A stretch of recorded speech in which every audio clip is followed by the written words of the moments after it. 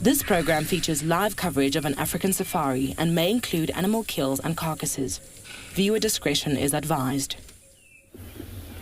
Perfect way to start a safari is with a plethora of animals, and as you can see, there's wildebeest and impalas and even a few baboons that are shouting behind us, and hopefully that means that we're going to find some sign of a spotty predator in the area.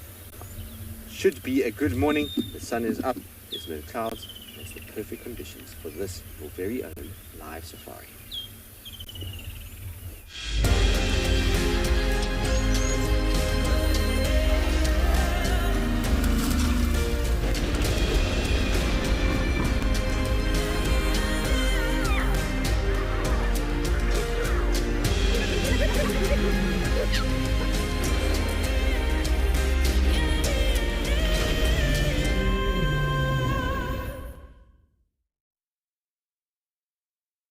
Everybody, and welcome to Djuma Private Game Reserve. As you can see, we're sitting on quarantine at the moment, and there's a very good reason for that. Not only is there lots of cute little baby animals in the form of Impala lambs and wildebeest calves, but we've been listening to alarm calls, and we're trying to just figure out in which direction we need to be heading because the baboons are shouting, and unfortunately baboons have eyesight that can stretch a long way, so it can be a little bit tricky.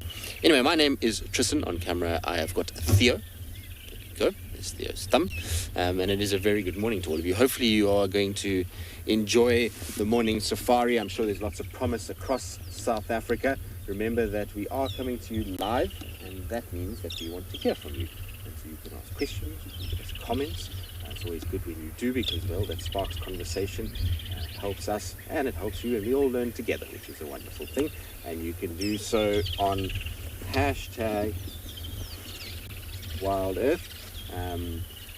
And that is where you can basically talk to us, which is a good thing. Also remember that you can join the WildEarth Explorers program. If you want more information on that, you can go to wildearth.tv/explorers. That will allow you to actually join us on the 13th of December for a Explorers Fireside Chat, where we will be covering highlights from 2020, essentially, all of our favorite sightings, and pretty much what we think of 2020 in terms of animal movements and what's been happening. So should be a good chat, and promises a lot. I was hoping that we would come to this wildebeest herd and potentially see another little one being born. I was checking all the females, but there's only 2 left that are heavily pregnant. And so we're no sign of them giving birth today, but we'll kind of keep checking as we go. In the meantime, though, let's send you across to Kyle down in the drier parts of South Africa.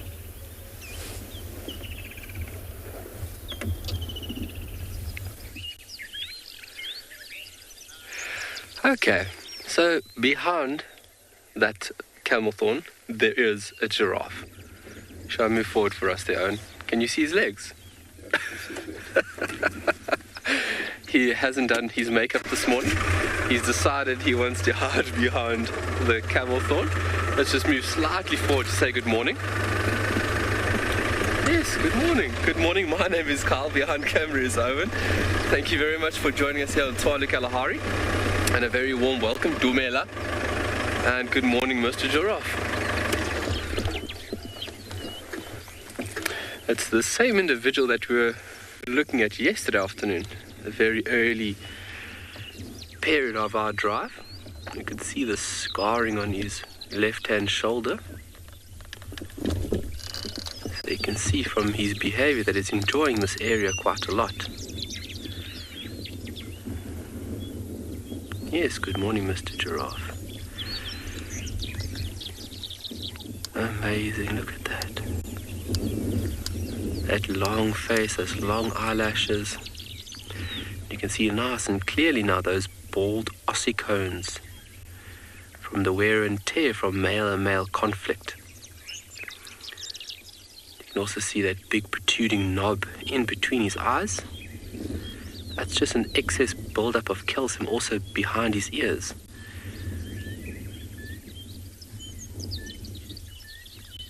Obviously using those heads as clubs, so having an extra little bit of calcium there would help that animal.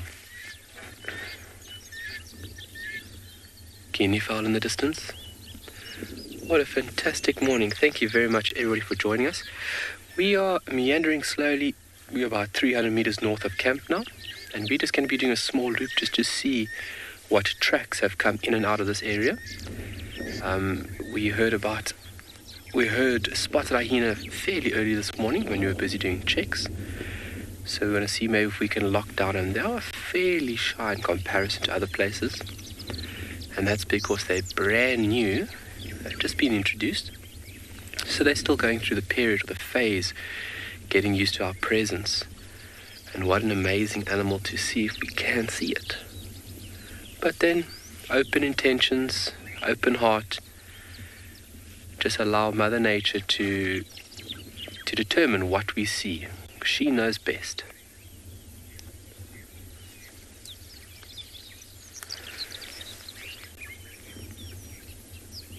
Busy nibbling on the little blackthorn.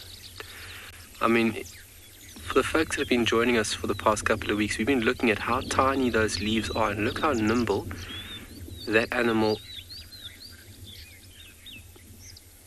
Barbara, good morning. What a fantastic comment from you.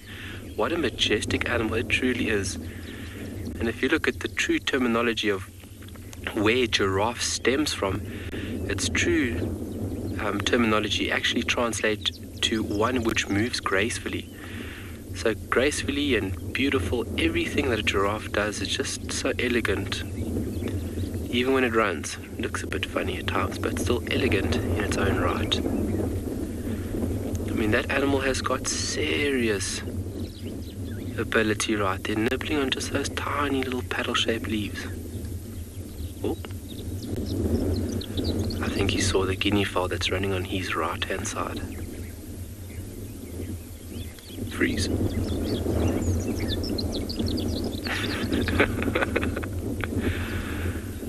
So, at his position now, folks, I want you to look at his ear. It's the only spot that you won't find true patterning on a giraffe, and that's behind the ears. Look how wide that ear is, in contrast with his neck that goes down to the right and then his face on the left. And those white ears are used as beacons during the night time. Obviously light colors reflecting quite a lot of light that is generated from stars or from the moon. So everybody can almost pinpoint where everybody else is, that he's definitely focusing on those guinea fowl. And like I've mentioned, they are curious by nature. Why the long face, giraffe?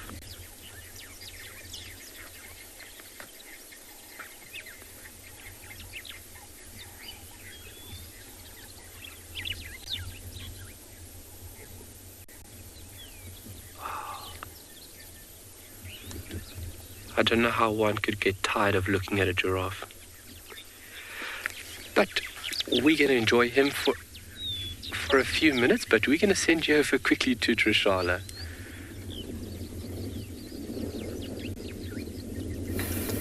Good afternoon. Oh, good morning, everyone. I always get mixed up these days, it seems. I'm looking at some elephant dung and some elephant tracks, and they look fairly fresh. So I'm hoping that our plan for today, or rather I'm hoping that our plan comes together and that we'll actually be able to find some elephants. That would be great, wouldn't it? Hello everybody, it's me. My name is Trishala, and I've got Johan on camera with me this morning on Djuma Game Reserve. And it's very warm already, which is quite lovely because that means that the elephants might be very active.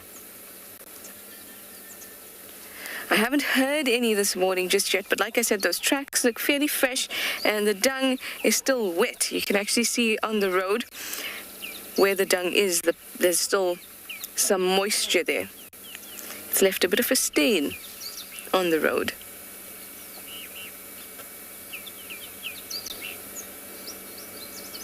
There's a lovely breeze, and I think it's perfect to go and check out Treehouse Dam. See if we can find some elephants. I know Tristan is trying to find, oh well, he's always trying to find a leopard, so I'm wishing him a good luck. There was a lot of tracks around in the quarantine area and some alarm calls. some male tracks, possibly Tinganas, moved towards the dam and towards Gallagher, but out of the property, unfortunately, were a set of female tracks, possibly Tlalambas. Look at those tracks, really nice and clear, and when they're good elephant tracks, you'll still be able to see the little ridges made by the cracks underneath their feet. And you can see clearly that there are ridges here. So we should get going and move to Treehouse Dam and see if we can get lucky with these elephants. I think elephants swimming are some of the best sightings ever, and also a great way to start the morning, I've always thought. So let's go.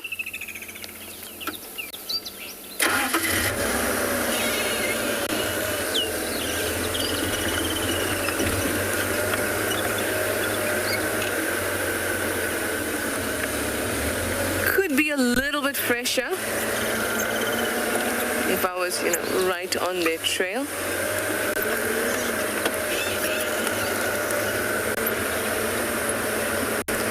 But they seem to be leading towards Treehouse Dam.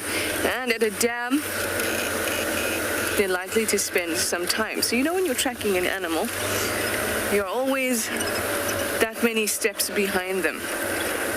Sometimes it's not just steps, sometimes it's hours behind them. But if they're at a dam, maybe that means it gives us a bit more time. So we're gonna that they're still around. Anyway, let me send you over to another elephant lover, Taylor. She wants to say good morning.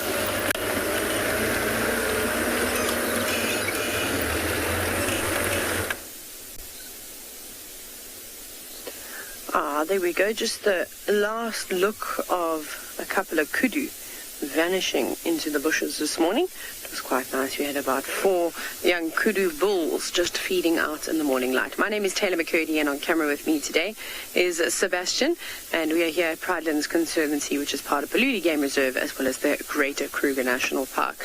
Now, it's actually a gorgeous morning. We had such a nice sunrise, and we've got a few zebra just up in front of us. So what I am going to do is I'm going to sit quietly, because after we have a look at the zebra, we're going to go and find the next animal that's calling in the distance.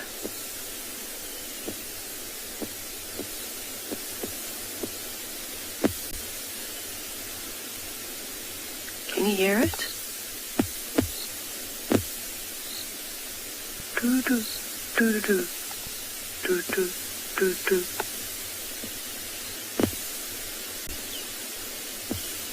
Might have to turn the volume up a fair amount because it's just in the distance, but it sounds like some ground hornbills that are calling. We'll go and look for them next, but just a small herd of zebra moving about with the kudu, hugging the drainage line. I suspect that they are making their way towards a Leopard Dam, which really isn't that far away, probably about 1 kilometer or so from here. But they'll go and have a drink. Zebra don't normally move too far away from water anyways, but it is lovely, lush and green, and we have had quite a bit of rain, so there might be some little wallows that are filled too, which they could drink for. But right now, all they've got on their mind is consuming as much grass as they like. You can see they're munching away, grabbing. They don't seem to be favouring any particular kind of grass, although when they eat right up and underneath the shrubs, they're probably going for buffalo grass, which is notorious for growing in sort of the shade and under trees. Amber, you said this is a really good start to the morning. It is indeed a great start. We're quite lucky. I'm actually really excited to try and find these hornbills, just because we haven't seen them for quite some time. If you look hard enough at Pridelands, you can always find a few stripes dotted in the bush. And then, of course, kudu. They're like ghosts. You see them every now and then, but it's normally just a quick look at them before they head down into the sort of thickets where they completely vanish, as we saw this morning. Oh, Seb, check who's come right up next to you. There's also quite a large herd of Impala. I won't be able to see them too well, but this young male just came right up to the pathway, right up on an animal pathway, literally about 5 meters away from Sebastian. I don't know what it was thinking. Quite interesting. Right, now we're going to go from these impala here to an antelope with cow that's slightly more suited to a mountainous terrain.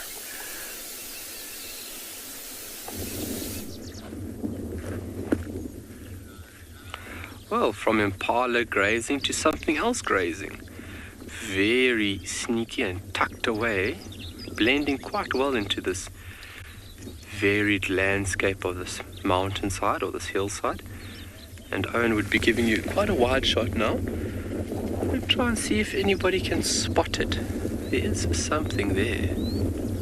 Oh, it's on the move.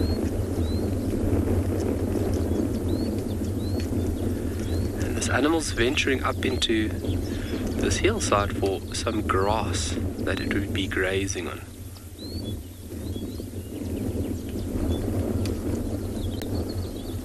And it just shows you, when you're in the bush, you need to just look slowly. You need to slow things down. You need to take your time because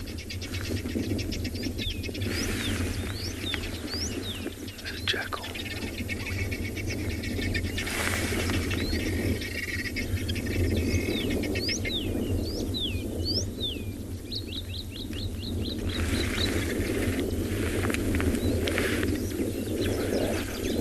And then there's a rowan tucked away.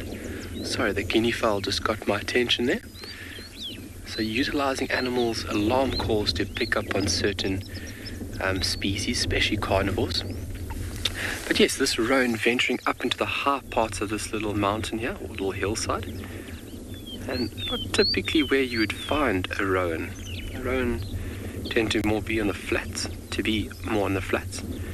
But obviously the good nourishment that this animal would find up here, it doesn't mind venturing into this rocky terrain. I mean, those rocks are quite large and then a lot of them are very loose. So this animal needs to be very careful when moving through this tricky landscape.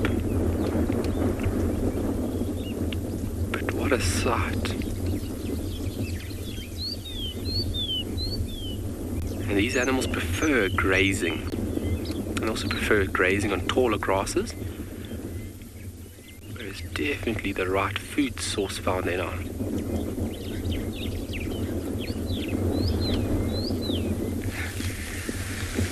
Pizza for breakfast? Making me hungry now. Yes, these mountains provide a beautiful habitat for reptiles. And as well as mammals, things like sengi, things like rabbits. But reptiles would definitely find reptiles would find a safe haven within this rocky terrain. Snakes and lizards, geckos, skinks, a very, very important habitat, and also something that increases Tswalu's diversity in terms of species because of this structure being present here. And then if you come down this hillside to where the rocks meet the soil, that is also now a unique and different habitat. So this mountain range is not only beautiful to look at on Tswalu, but it's also a very important structure here. Just look at this giraffe, Owen. This giraffe is looking north here. He's looking intently. And that jackal's running quite fast behind us. I don't know if these hyenas have snuck past us here and we didn't see them. So a giraffe having a very, very acute eyesight, they pick up on predators quite well, and you can just watch body behavior. If you think about communication, a lot of communication is done via non-vocal, so body language. And watching body language is a very, very quick and easy way to pick up on what that animal is seeing, hearing, or feeling. And you can see now he's stopped browsing and he's focusing dead in front of him.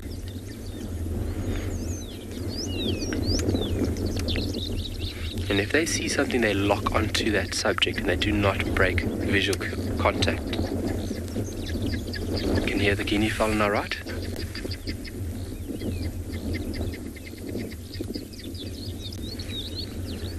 Could maybe be a cheetah or a leopard busy moving through that thick brush there just close to the base of the mountain.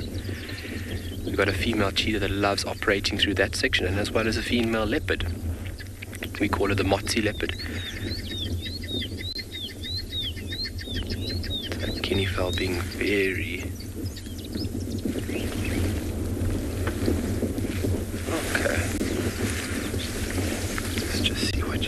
buddy?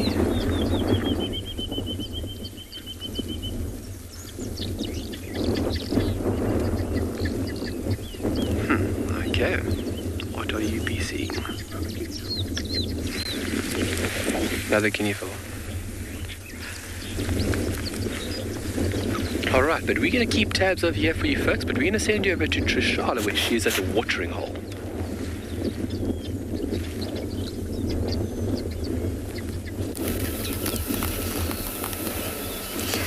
All our birds except for our Egyptian geese have decided to leave us. We're here at Treehouse Dam, and of course we were hoping for some elephants to grace us with their presence here. But it seems that they have moved on.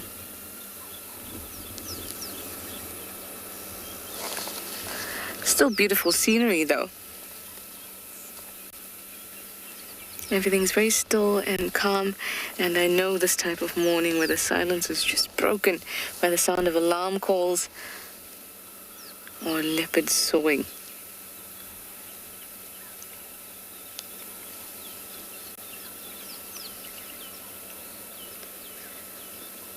I was quite happy to see that there were 2 red-billed oxpeckers that came down to drink. And they actually came from that tree there, that dead tree, and they nest in cavities in dead trees. And the last time we were looking at one on Chitwa, we saw the red-billed oxpeckers with a little chick in a tree very similar to this one. But so far I can't see anything. Problem is that the chicks are very grey and the trees are very grey, so sometimes it's difficult to see until the parents arrive and begin to feed it. Even their bill is not red, but a dull grey.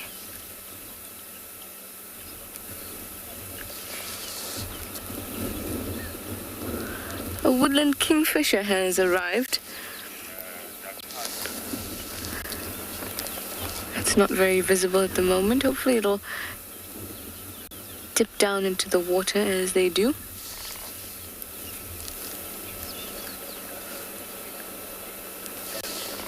And like these Egyptian geese, grab something to eat.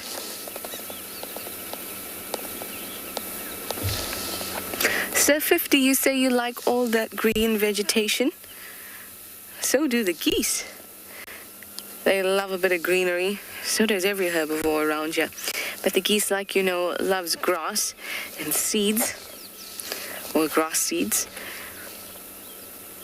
And for them, this is all particularly juicy.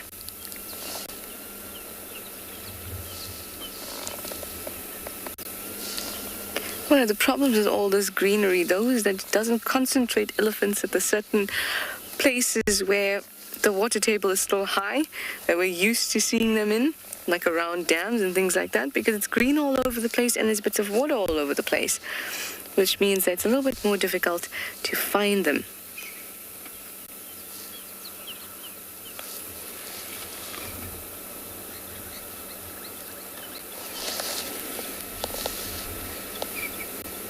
Doesn't it look like a beautiful painting? I think so.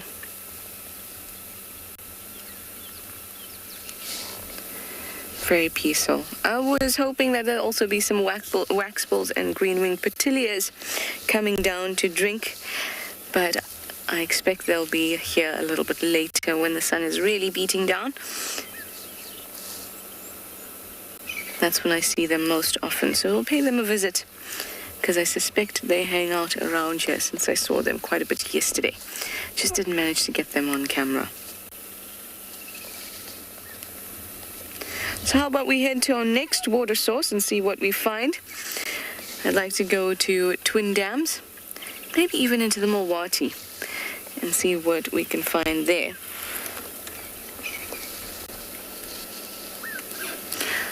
A bit of birding would be awesome this morning, and Taylor is already on it. So let's go over to her in Pridelands.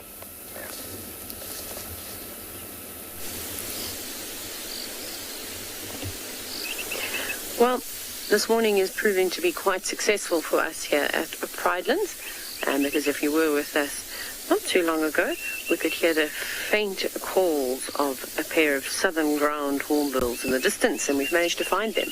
They were actually a lot further away than I anticipated. Also a cuckoo calling that I'm sure you can hear in the distance, trying to steal the show from us. Also, and it sounds like a fork-tailed drongo in there too. But now this pair have stopped calling, and they are focusing on a bit of morning feather maintenance, which again is of course very important, and birds tend to spend quite a bit of their day doing so. But we are very fortunate every time we get to see southern ground hornbills, as they are one of our endangered birds. Short but sweet. One jumps off, the other one of course will follow. Not the most graceful flyers, definitely not soaring at the altitudes that vultures can soar at, but either way they've got an enormous wingspan. When they dive down like that to the ground where they're better suited, well, that's exactly how they hunt. But quite cool to see.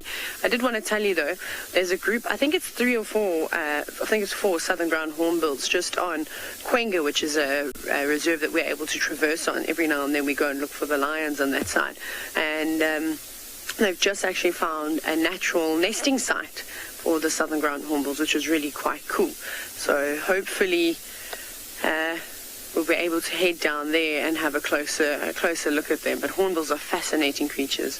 I'm just trying to figure out if it's a fork-tailed drongo that is now mimicking a cuckoo. Seb, I don't know if you can see. No, that's a starling. But you can probably hear it every now and then. But I'm not, like I said, drongos are masters of mimics, and they like to tease other birds. It might be a drongo actually, but I don't think we're going to get a view of it. It's quite thick. Okay, well, there is our content, and it is now gone. Thank you. I'm happy just to have a quick glimpse. It's been a while since I've seen hornbills on Pridelands. We don't get to see them, but every now and then they come to Impala Plains.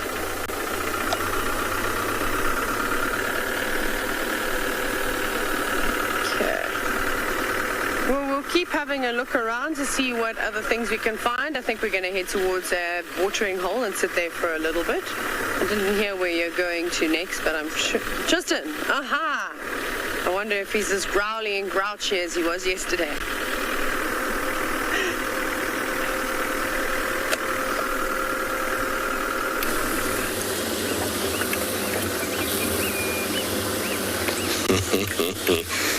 Taylor, you're being full of nonsense. I was growly and grouchy at Taylor yesterday because I was fighting with my computer, and there was a long backstory to it. Anyway, we're trying to see if we can find whatever's causing the disturbance. The baboons have been shouting, all facing north. Somebody said they picked up a track for Tingana going to the north from the dam. Now, I've checked all the usual kind of spots, but this pathway here is one that he always used to use. I haven't seen him on it in a number of months, but it was one that he used to use, and it comes straight from Gallagher Pan northwards, and there's a termite mound that's on the edge of a drainage line that I've seen him sit on countless times before. So I wanted to check that termite mound quickly, just in case, but there's no sign of him there. I mean, he could be anywhere in this block. It's very, very dense and thick in here, and I don't want to just go crashing around, but this one is right next to the road, so just wanted to come and double check this game path to see if he hadn't potentially walked this way. These game paths here are good places to check because they lead straight to a waterhole. So often what he does is he goes from the big main Gari Dam in front of camp, and then he goes Gallagher Pan, and from Gallagher Pan he just comes straight north to a dam here called Tamburti Dam. We've checked that dam, there's no sign of him there, which means he must still be this side somewhere. I couldn't find any sign of tracks crossing into Buffelshoek from this side, so just gonna go back down and Mvubu a little bit, just check if I can't see anything. Those baboons could obviously see him, and I saw the baboons this morning from where I stay.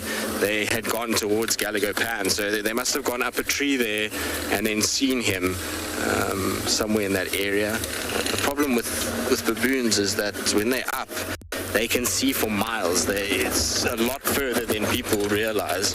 And so it can be really, really tricky with them in terms of actually finding the animal. What you normally want is baboons to shout and to give you a direction, and then for something like an impala or a squirrel or a bird to shout as well, and then that gives you a lot better idea of where and how and what is going on. So let's hope that we'll come back down here and we might get a little alarm call or something that indicates his presence. He could have crossed into Buffelshoek already. If that's the case, then unfortunately we're not going to be able to follow the tracks because there's already 2 vehicles in Buffelshoek.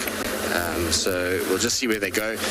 In the meantime, though, let's hope that some luck comes our way and he pops out in front of us.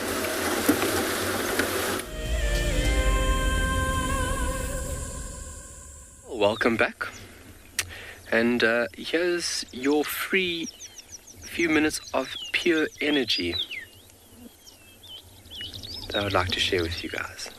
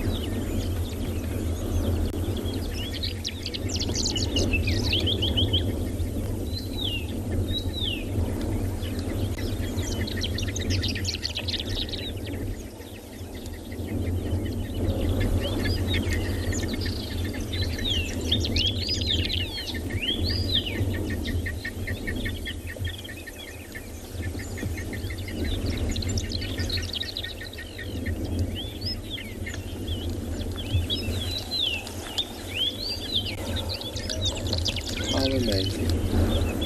Just to sit, be silent, allow oneself to almost adjust and appreciate all the sounds and smells around us.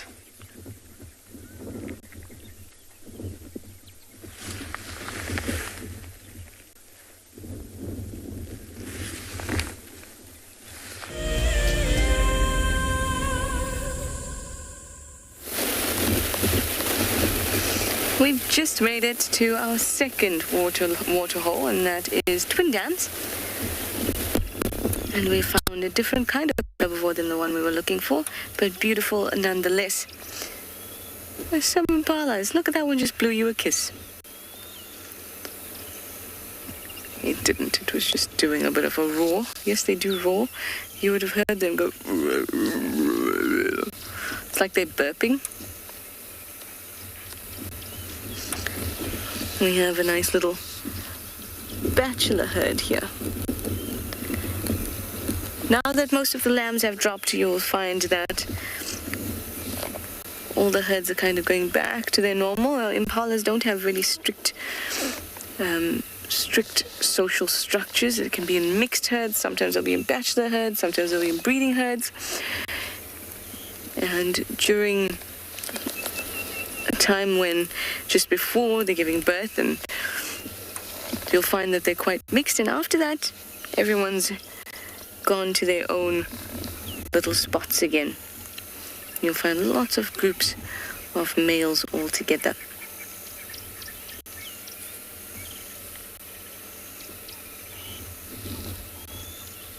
Starting off the morning like we all do. Have you ever thought about that? We all mammals, all creatures really, start off the morning just the same.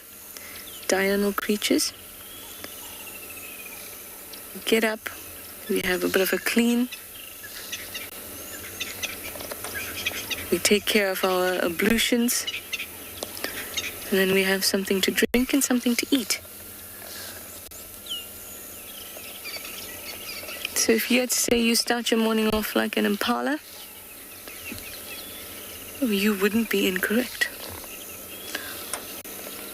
Or like a kingfisher, or like an elephant.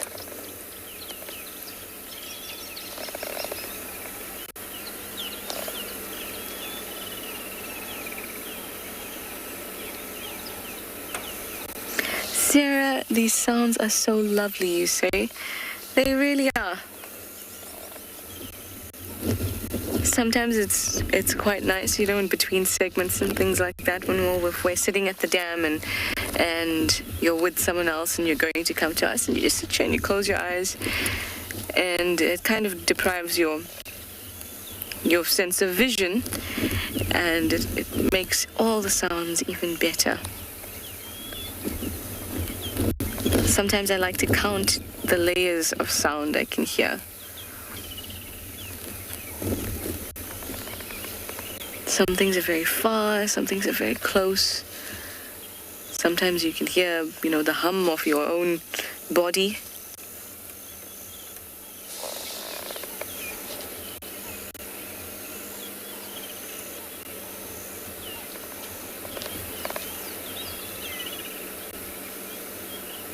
It's just lovely. Can you imagine after we have some really, really good rains, our dams have already got water in them, and they're gonna be so full. I can't wait. Especially the little pan that's to the south of Twin Dams. Well, Twin Dams is called Twin Dams because they're two dams next to each other. It's just that the one on the south really gets filled. And that's the one where all the weavers were. That's the one I'm looking forward to because it's quite a shallow dam, and shallow water is great for all creatures. It's a safer place than deep water. So even though we don't have any crocs in this dam, you'll still find instinctively that when animals come down to drink, they'll be very, very cautious.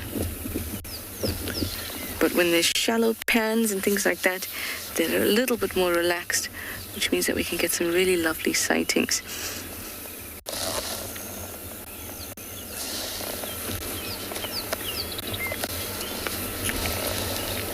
I still have tracks of elephants all over.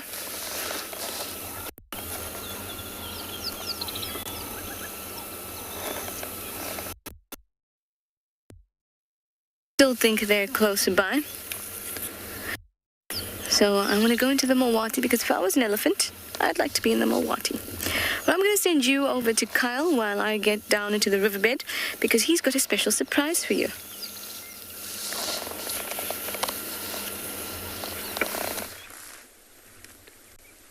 Okay, copy, thanks. Look how big they have gotten. They actually are starting to look like little Cape fox.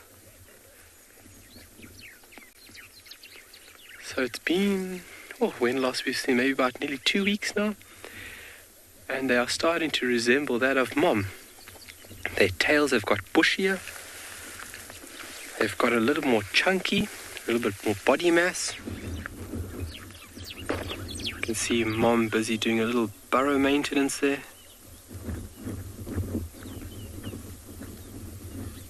Wow, look at them. They've still got a very puppy-like face.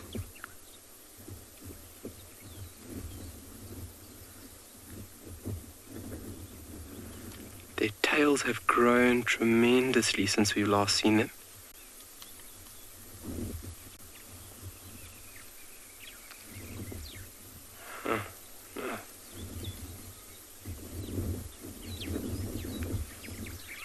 What a pleasure it is that we can return to the site, and these animals are so relaxed with our presence. That's an adult.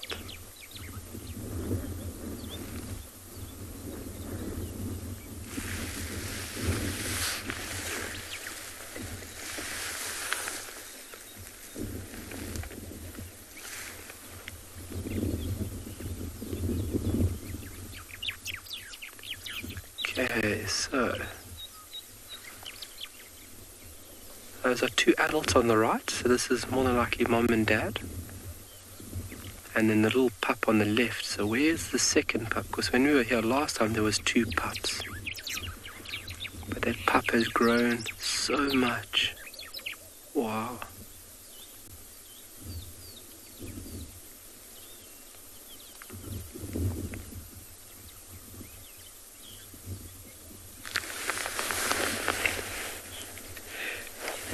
You love watching them dig. It is a very entertaining thing to watch. And look how much soil that little animal moves. I mean, with not expending a lot of energy, very efficient way of shifting soil, putting it in between your hind legs and shooting it back. Almost meerkat style.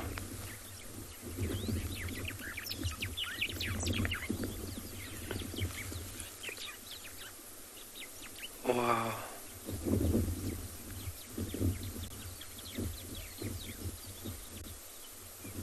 They are such beautiful looking animals. Ah, there's the other pup. Okay, so both pups are still 100%. Our little pup just came out the burrow now, getting a little groom from the parent.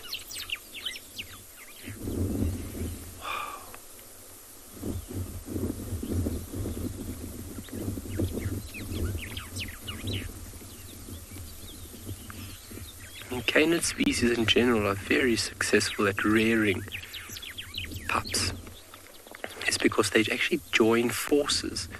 So if you look at most canid species, they form monogamous pair bonds and very strong pair bonds at that. And both of them together work in unison to rear and protect these pups. So giving the pups a very, very good chance of surviving and reaching adulthood. Jackal, wild dog, Cape fox. Wow, look at that. Unbelievable. They are very devoted parents.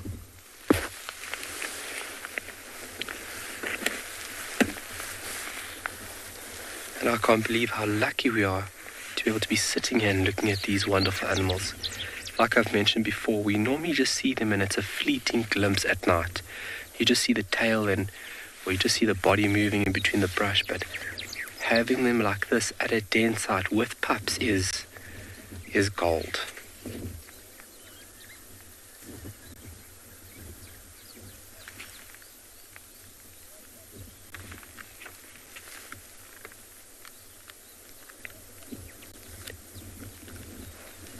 And to be able to see these little ones grow, I mean, just over the short time frame that we haven't seen them, you can see the body growth is actually quite incredible. So showing that the parents are very dedicated to ensuring the safety of these little ones.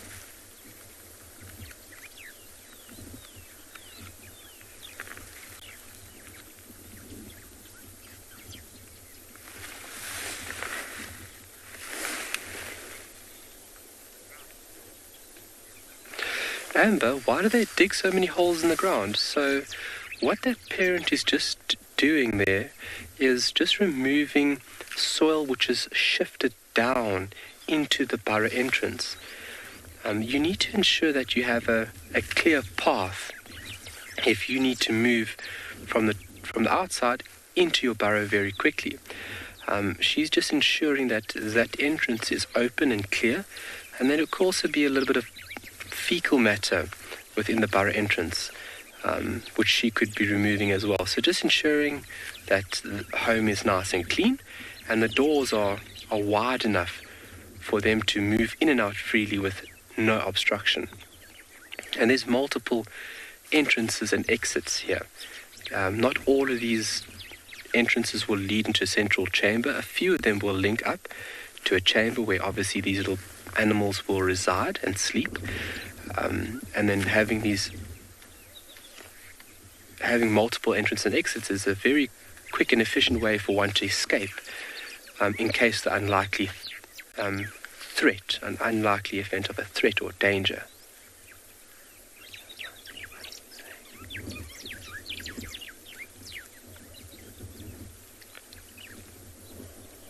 So the parents would have been foraging last night, more than likely throughout the night, and they range in a very wide scope of food items. Anything from small rodents, young hares, insects of multiple individuals or multiple species, insects, beetles, scorpions, you name it. And then even things like berries they would utilize at certain times of the year.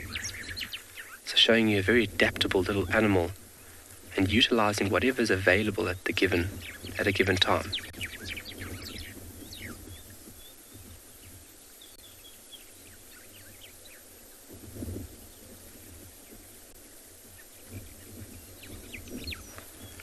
But what a treat. And then coming back early morning to a den site like this, and this is where they will reside for the rest of the day. Taking a little time just to do a little bit of maintenance, just like what is going on at the moment, and then relaxing, because you've been fairly busy throughout the night. And now when you can relax, you're going to take the opportunity and do so. But once it gets too warm, they will go underground. This is obviously where the temperature is constant and stable, but then also you're concealed. So there's no chance of a predator sneaking up on you, and you're safe along with your pups underground there. And this is actually a burrow system that's used by meerkats. When we first found these pups, we found the meerkats actually emerging from the burrow that individuals just sat down there. But obviously the Cape Fox now are using it freely. We're going to just hold horses here, and we're going to send you off shortly, and we'll see you when you get back this side.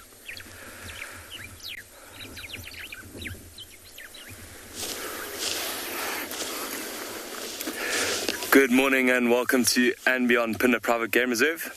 We've just come across these 3 white rhino. You can just see 2 on the right hand side for now, and then there's one just behind that dead tree there as well.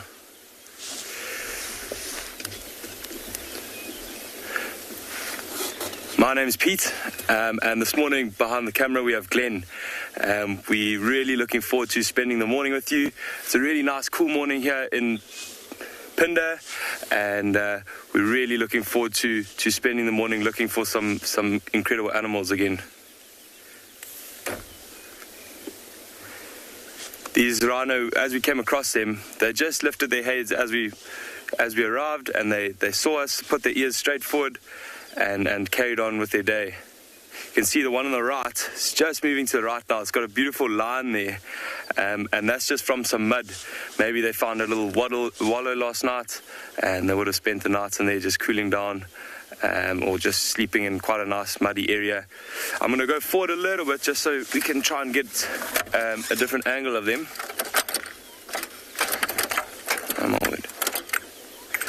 So the one's just coming out now. You can see that one at the back is slightly larger. I'd expect that to be the dominant bull in this area.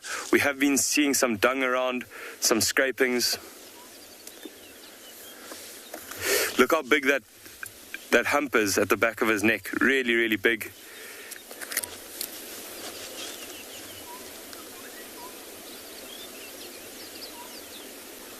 And he's just trailing behind these 2 that have just gone behind the bush now.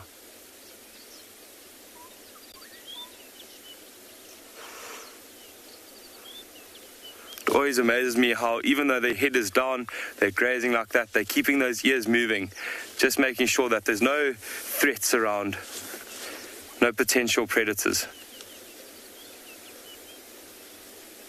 or any other intruders.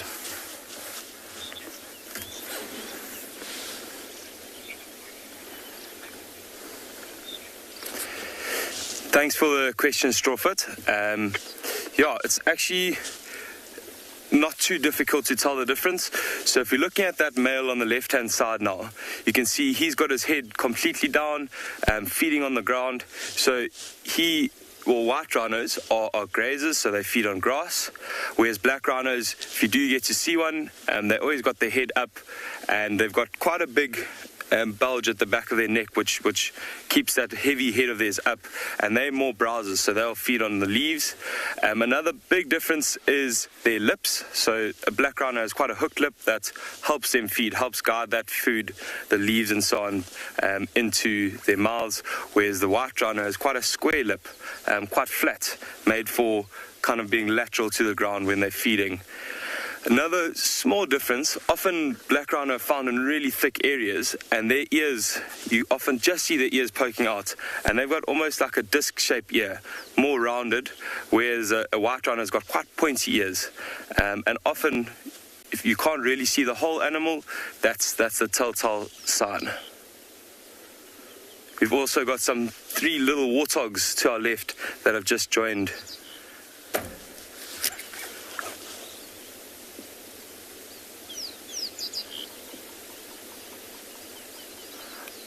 Don't know if you can see, but they've got their little mane spiked up, and they often do that when there's a bit of conflict. You can see those two are actually butting heads at the moment.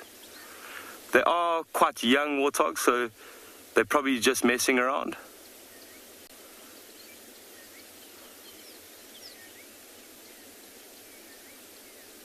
Really cute. They keep on wagging their tails, maybe just swatting the flies away.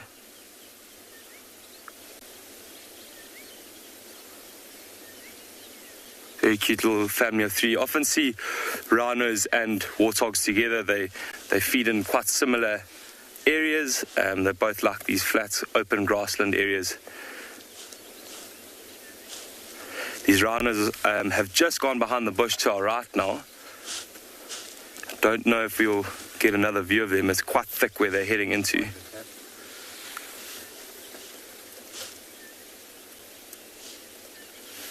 See that warthog's now scratching his neck up against that red tree. You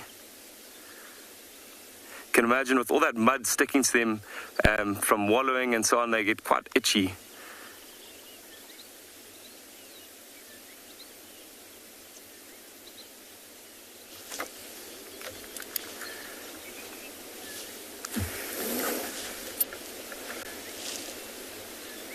Let's see if we can move a little bit. See if we can get one more view of these rhinos. They have gone behind the bush now.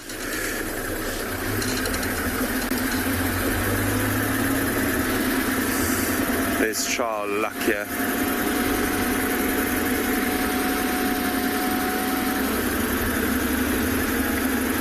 It's really nice weather for them this morning. Nice and overcast. Quite cool. No, they seem to have gone behind this bush now.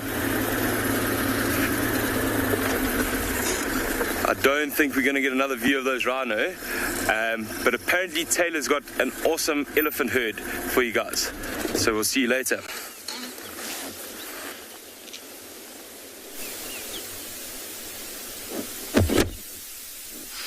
Well, this is quite an interesting scene that we have here this morning. So we did a little loop around. We picked up on some lioness tracks, but instead of finding a lioness, we found a whole herd of elephants, and they were charging down towards the water's edge here at Leopard Dam. Those are just a couple of the bulls that are keeping their distance from the main herd this morning. I'm not sure who herd it is. I haven't had a chance to look at some of the individuals, as, like I said, they burst through the bushes.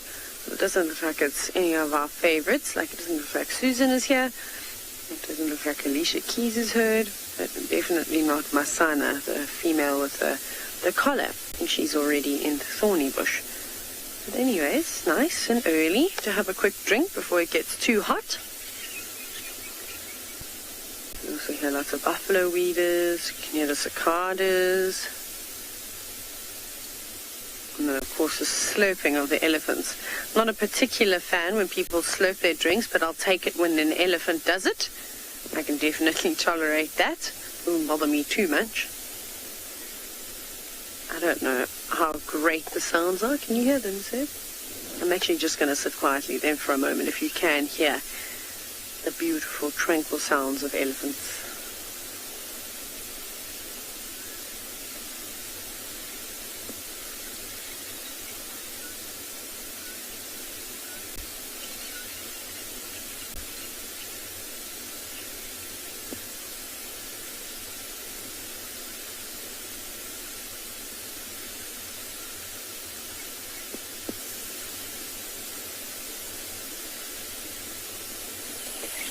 Isn't that awesome? 2 tiny little elephants now stirring up the water. I wonder what they'd found. And then, of course, the Egyptian geese, which some of you may remember when they were just little goslings, but they've grown up a fair amount now. Not quite as fully grown as the adults, but it is funny to see them when the elephants come down and start swimming. These geese in particular, now that they're older, they don't seem to mind too much. Isn't that awesome? How many different interactions you can have just around one watering hole. But it is going to be a scorcher today, so I don't think that this will be the last time that the elephants visit this watering hole, or another one. I think that they'll plan and do a loop and go and feed, and I reckon midday they'll come back, and then again in the afternoon. See, when there is so much water around, there's no limits as to how often you can come and drink and have a swim. I suppose you just got to make sure that you eat enough, otherwise it's a bit of a problem. Hey, it's very important that elephants eat, and they need to constantly feed for such a long time. I'd be a terrible elephant. I'd be very thin, because I would choose to just spend most of my time at the water's edge. I was telling you yesterday that I wouldn't leave the water. But just a quick drink, no time for swimming just yet. It isn't really hot enough, so there isn't much of a need for them to spray water and cool themselves of their body. I reckon that just standing in the shade and flapping their ears will be sufficient to cool them down. And I think a midday swim and an afternoon swim is going to be necessary for these elephants. But just as they were here, they disappear so quickly. But the bulls might have a swim. They like to linger a little bit longer. They might not have as many things planned for their day. Oh, we can rate the splash, Sebastian. Here we go, tail arched. Are you going to drop some dung into the water? No. False alarm.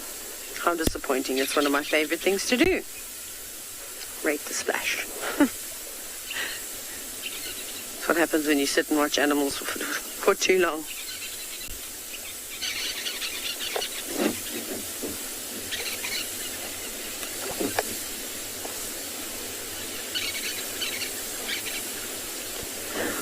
Now there's much debate as to how much water an elephant can hold in its trunk, but obviously a bigger elephant can hold a lot more water than a little elephant.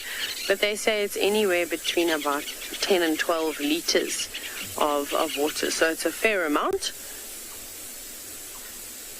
You can imagine some of these enormous bulls. But when you watch them suck it up, oh, is it this? Hang on, sorry, Wani, I got distracted. I think it's the same elephant bull that we watched yesterday afternoon at Tswalu Dam. The first Ellie we saw, because he's also got a missing part of his trunk. I'm just trying to see if he looks at me. Turn around so I can see your tusks. The identifying feature is that triangle that he's sort of that notch bottom right ear. I don't know if you can see it when he flaps them open, but it very much looks like him. That's quite cool. So he's found a couple of friends now, and is also tailing a breeding herd. You can hear the Jacobin cuckoo. No, yeah, the Jacobin cuckoos above us. You might be able to hear them. But also is what I think the drongo was mimicking earlier. No, the elephants have not left. They've just found a shadier spot where perhaps there's a bit more mud, and maybe they will coat themselves in preparation for the hot day.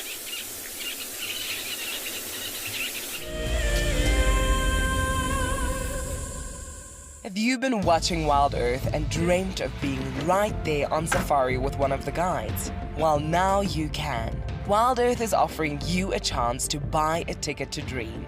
You or a friend can hop on board a live WildEarth show and join our guide on safari. The ticket is redeemable at any of our locations, anytime in the future. Only a limited number of tickets are available, so don't wait. Get your ticket now and start dreaming. Terms and conditions apply. Join us around the fire as we have our very first WildEarth Explorers Fireside Chat. And what that means is that if you are an explorer, we're inviting you to come and join us so we can chat about the greatest highlights of 2020. We will be chatting about our favorite characters and what they have been up to during the course of this year. And if you would like to join us, head over to our Explorers page and subscribe. Don't miss out. This fireside chat will be on the 13th of December at 7:30 p.m. Central African Time, straight after Sunset Safari.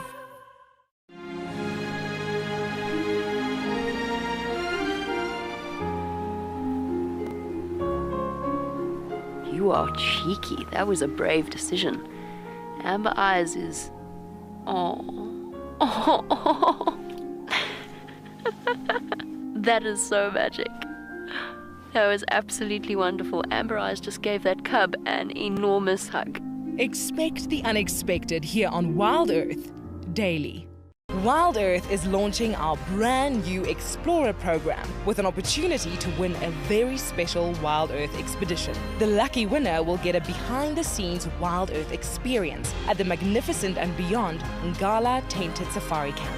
The prize includes a 3-night stay for you and a friend with a chance to sleep out in the unique Ngala treehouse. Become a WildEarth explorer and stand a chance to win this and many other prizes. Terms and conditions apply.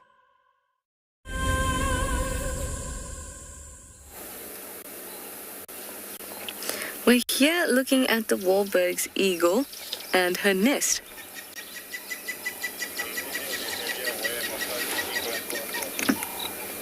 Do you hear her calling? She's calling quite a bit. Haven't managed to see a chick in the nest just yet, though. But it's beautiful to watch her call. I always find that when you see birds making a call, that sticks in your head very, very solidly, as opposed to listening to a call and trying to remember that it's this bird that makes it. If you see it in one, it's just a lot easier.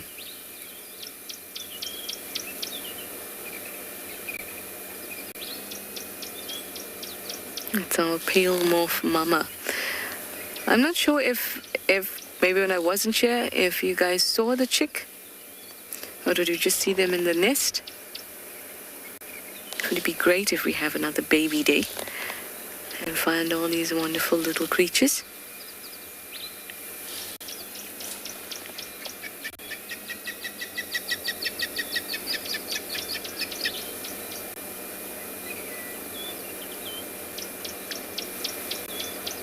Oh, that's so gorgeous. And it looks like she's kind of peeking at us from behind that branch.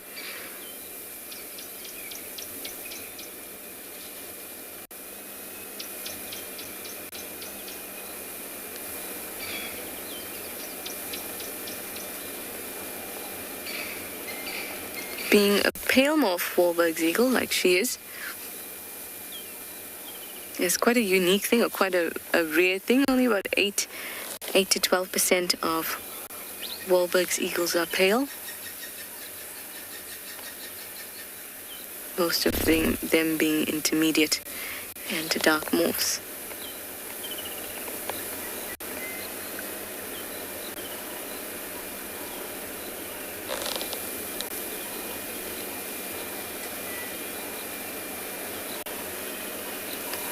John, you'd like to know which bird is calling in the background. There's 2 birds calling in the background. One is saying, work harder, work harder. Can you hear that? That's a Cape turtle dove. And then there's the other one going, coffee, tea and me. Coffee, tea and me. That's an orange-breasted bush shrike.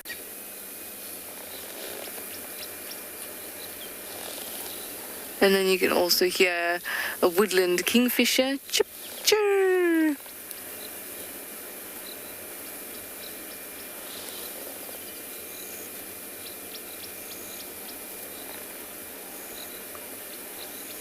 And the one's going, whoop, whoop, whoop, whoop, whoop, whoop. Making a greenback Cameroptera.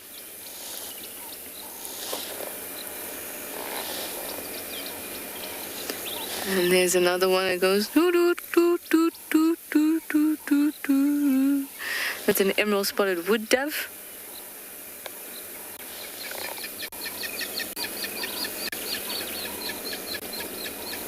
And that's a Wahlberg's eagle. She does the bird calls much better than I do. I can't whistle, everybody, at all. I'm sure you knew this. If you hear me whistle, it's very poor, so I just have to tell you with my voice.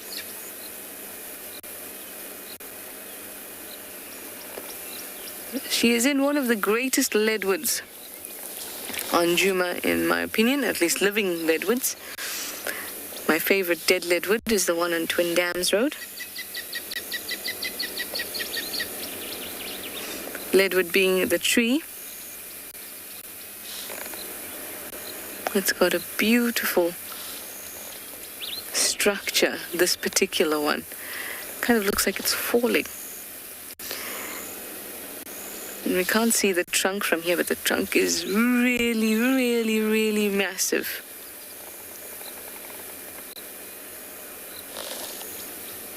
It's one of those trees that are protected. Combretum imberbe.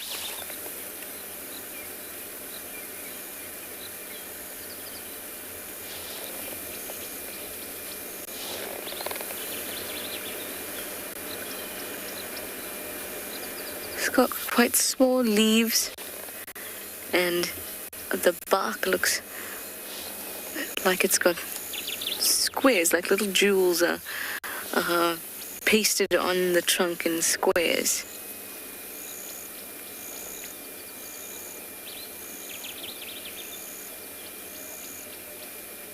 Sometimes described like crocodile skin.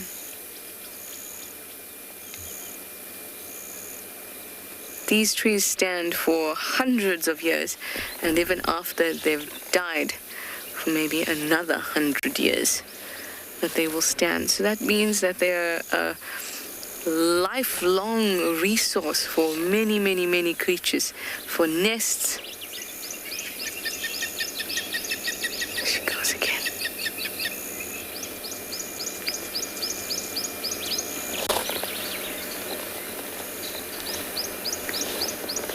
Really lovely. And it's because of all the animals that would nest in them that they are so protected, even when they have died. I have been seeing so many red-billed oxpeckers all over the place, and I really want to see a nest with a chick again. But for now, we're going to move on, see what other jewels we can find here in the Milwaukee, and we're going to send you over to Kyle and Tswalu with these Cape foxes.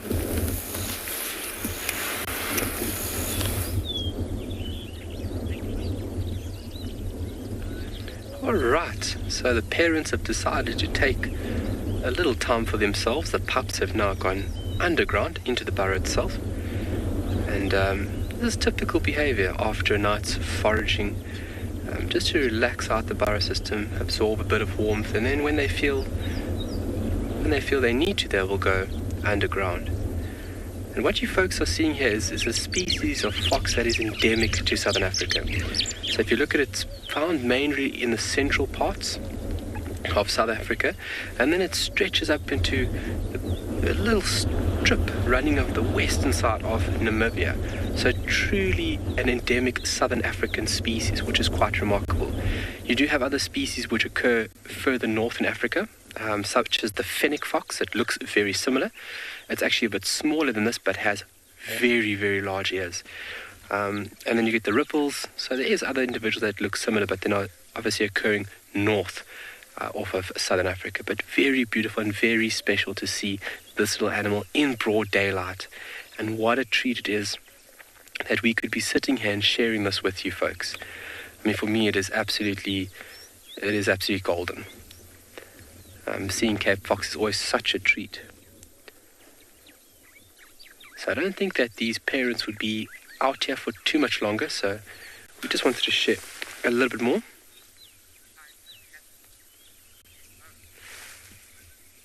Oh, sorry, I didn't catch the person's name there, but I did catch the question, so apologies. FC, if you could just let me know the name again. Would any other species inhabit this burrow system? So this was initially utilized by a group of meerkats. What is their name? Collie. Connie. Hello, good morning, Connie. This burrow system was initially made by a group of meerkats that ranges north from the lodge. We're just north of Motsi Lodge, which is one of the lodges here on Tswalu. And they initially made this beautiful and elaborate underground system.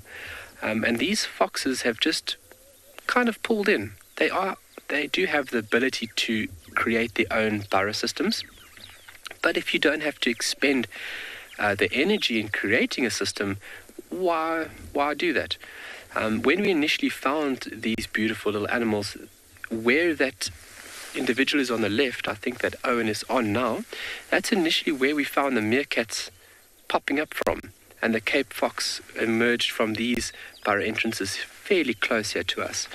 So not the same burrow, but same system. Remember, not all of these are interconnected or interlinked. So where that adult is sleeping, you could have 4 or 5 entrances that link into a burrow there. And then here in front of us, you could have 2 or 3 entrances that lead into a separate burrow.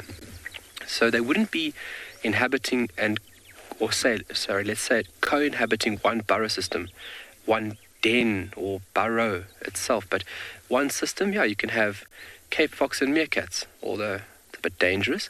We can have meerkats and mongoose, and meerkats and ground squirrels. So initially they were here, but I see that these meerkats now have moved off further north. They've got obviously a few other burrow systems that they would use north from this position. And like we saw earlier, that a female busy doing a bit of burrow maintenance, that also could just be to remove parasites as well. And they could have jumped from one burrow to another in the same system. Sure, I don't know if I'm making sense there. I hope that answers your question, Kali. But the main order right now is just to do a bit of R&R. And then once it gets a little bit warmer, you would find that these individuals will go underground. And that's where they would reside for the majority of the day. And then only emerging around dusk this evening to start the night of foraging. Well, we're going to send you over to Taylor, where she has some beautiful elephant.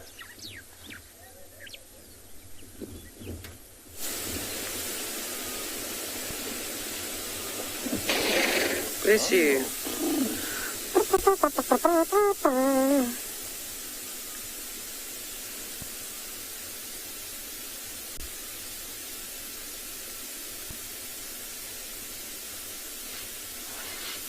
Why is there the butter smell all of a sudden? You smell that?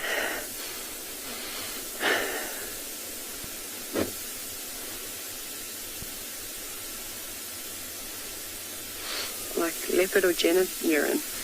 Well, this was weird. Maybe it was on that tree when, I don't know. So you are having less. We are usually Oh, sorry about that. And welcome back. We haven't had any movement from these beautiful animals. And I just hope that I explained that correctly, Carly. Yeah, so you can have meerkats co-inhabiting with these Cape fox in this large system, but they would not be in the same chamber. That's the word I was looking for earlier. They would not be in the same chamber. So separate chambers, but co-inhabiting in the same burrow system. Whew, my brain is a little bit slow this morning. But a very amazing species to be seeing. I mean, I just relish moments like this because it does not happen every single day. And in the past 4 years that I've been guiding here on Tswalu, this is the first time I've seen Cape fox pups. So all together, once again, we are learning all together. And every day is a learning platform for me, from myself to learning about other people, learning about the environment. It's constant. Them curled up like that, they look so comfortable and so perfect.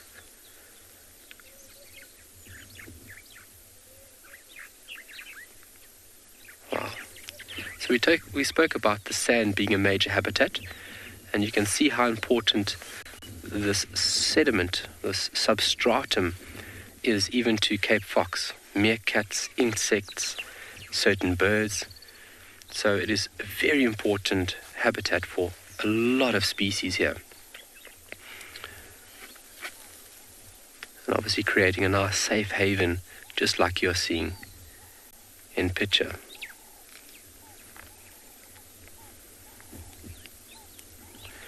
So just so everybody is on board here at Tswalu, from here I think we're going to range a little bit further west, and we're going to do 1 or 2 roads, and we're going to see what tracks we can pick up along the way, and hopefully we can come across something enticing and something that's viable for us to use. Obviously age is very important, and determining age of tracks is a very tricky thing.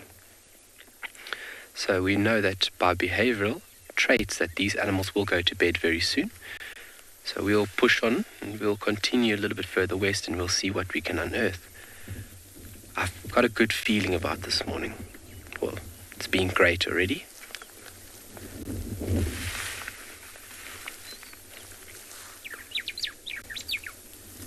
Beautiful white-browed sparrow weaver calling there. And that sun definitely starting to warm up. The cicadas were singing quite early this morning, so a nice indication that it's going to be a warmish day.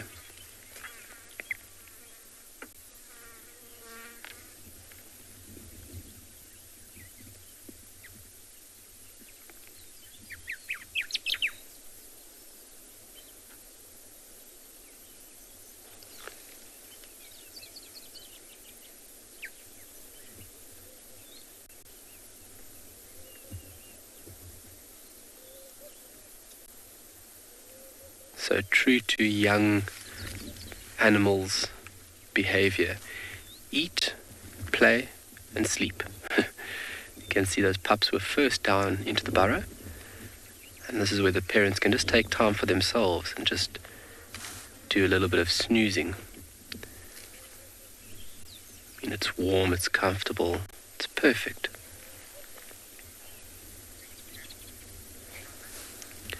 Well, we're going to move off from here, but we're going to send you off to Trishale for a little update.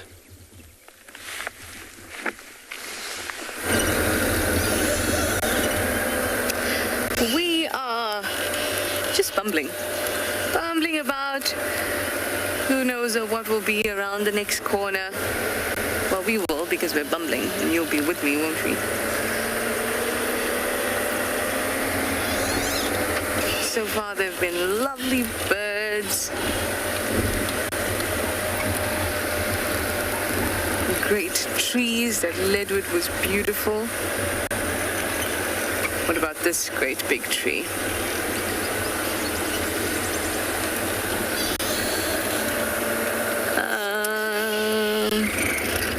So there's a bit of a gap here. This one is a weeping boer bean. And you can see it's right there on that termite mound. Lovely, lovely tree. It was at this exact spot that I saw an elephant, well, we all did, see an elephant climb up onto the mound and try to reach.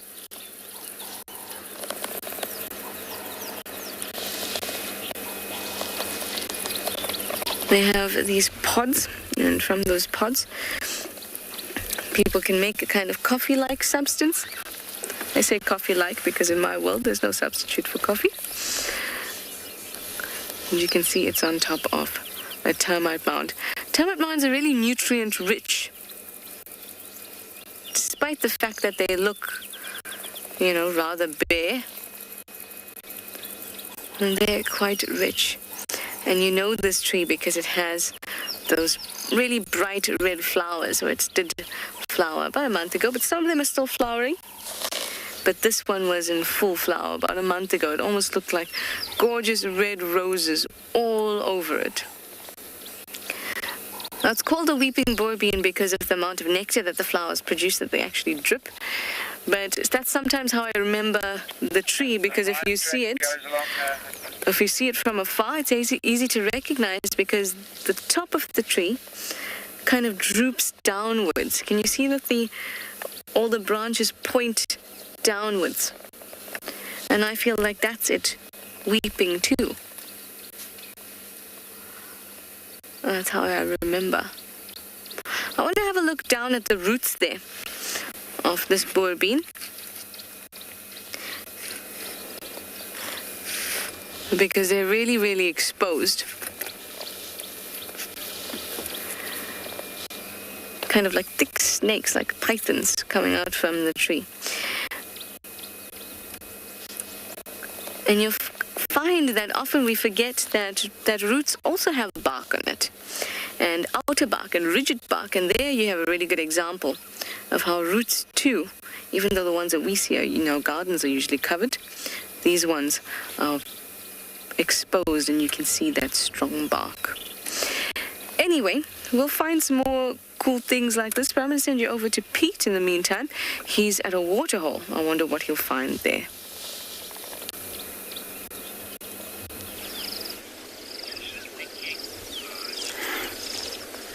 Welcome back to andBeyond Phinda, everyone. We've got a beautiful scene here. Really, really quiet morning, no wind at all. And we came across this pod of hippos with a nice little journey of giraffe in the background as well. The giraffe have actually been quite cautious when approaching the waterhole. They've been looking around. They heard something in the background, just in those bushes. You can see that line behind there. They've been staring in there. We heard some guinea fowl go off. You can still hear the one in the background, actually. But let's watch as that giraffe bends down to drink. Look how he's going to spread his legs wide. And let's see that. One of my favorite things to watch. Look how he bends his knees there. Slowly taking a big slurp out. And watch how the water comes out as he lifts his neck. They aren't able to drink for too long at a time. So because they've got such a long neck and their heart is put under quite a bit of pressure to pump blood around all the way up to their heads, they often have to lift up every now and then, swallow the water and then go back down. There's that little bit of water coming out again. Really beautiful stance. It doesn't look very comfortable though, but it is quite fascinating to watch. It's quite interesting to me how they've all chosen quite a similar place to approach the waterhole.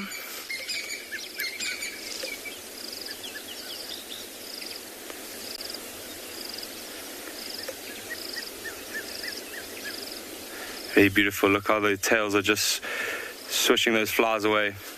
It's quite a long piece of hair they've got there. I'm going to echo.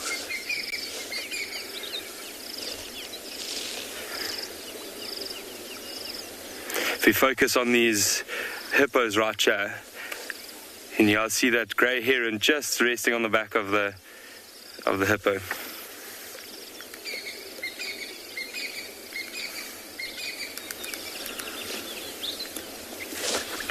So that grey heron will just be waiting there for any little movements under the water and wait to just see a fish or a frog swim by and dart in and grab it. There we go. You might have seen something. No, but the hippo doesn't seem to mind. Look how he's just got his eyes closed, taking it easy.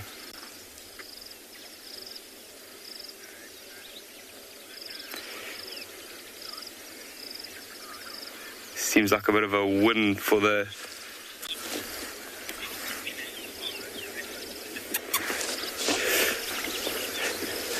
Well, Nina, that's a good question. So when they're fully grown at this age, they can hold their breath up to 5 minutes. Doesn't really happen too often though. You often see them just submerging and then lifting back up and taking in the breath from the top. You can see that one right by the grey heron now. Just went under for about 20 seconds and lifted back up.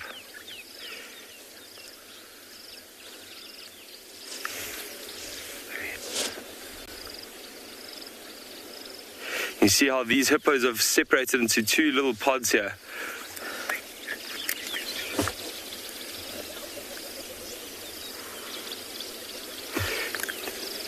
Yeah, we're just going to sit here for a little while, see how these giraffes carry on, But I heard that Taylor's got something very interesting for you guys, so enjoy.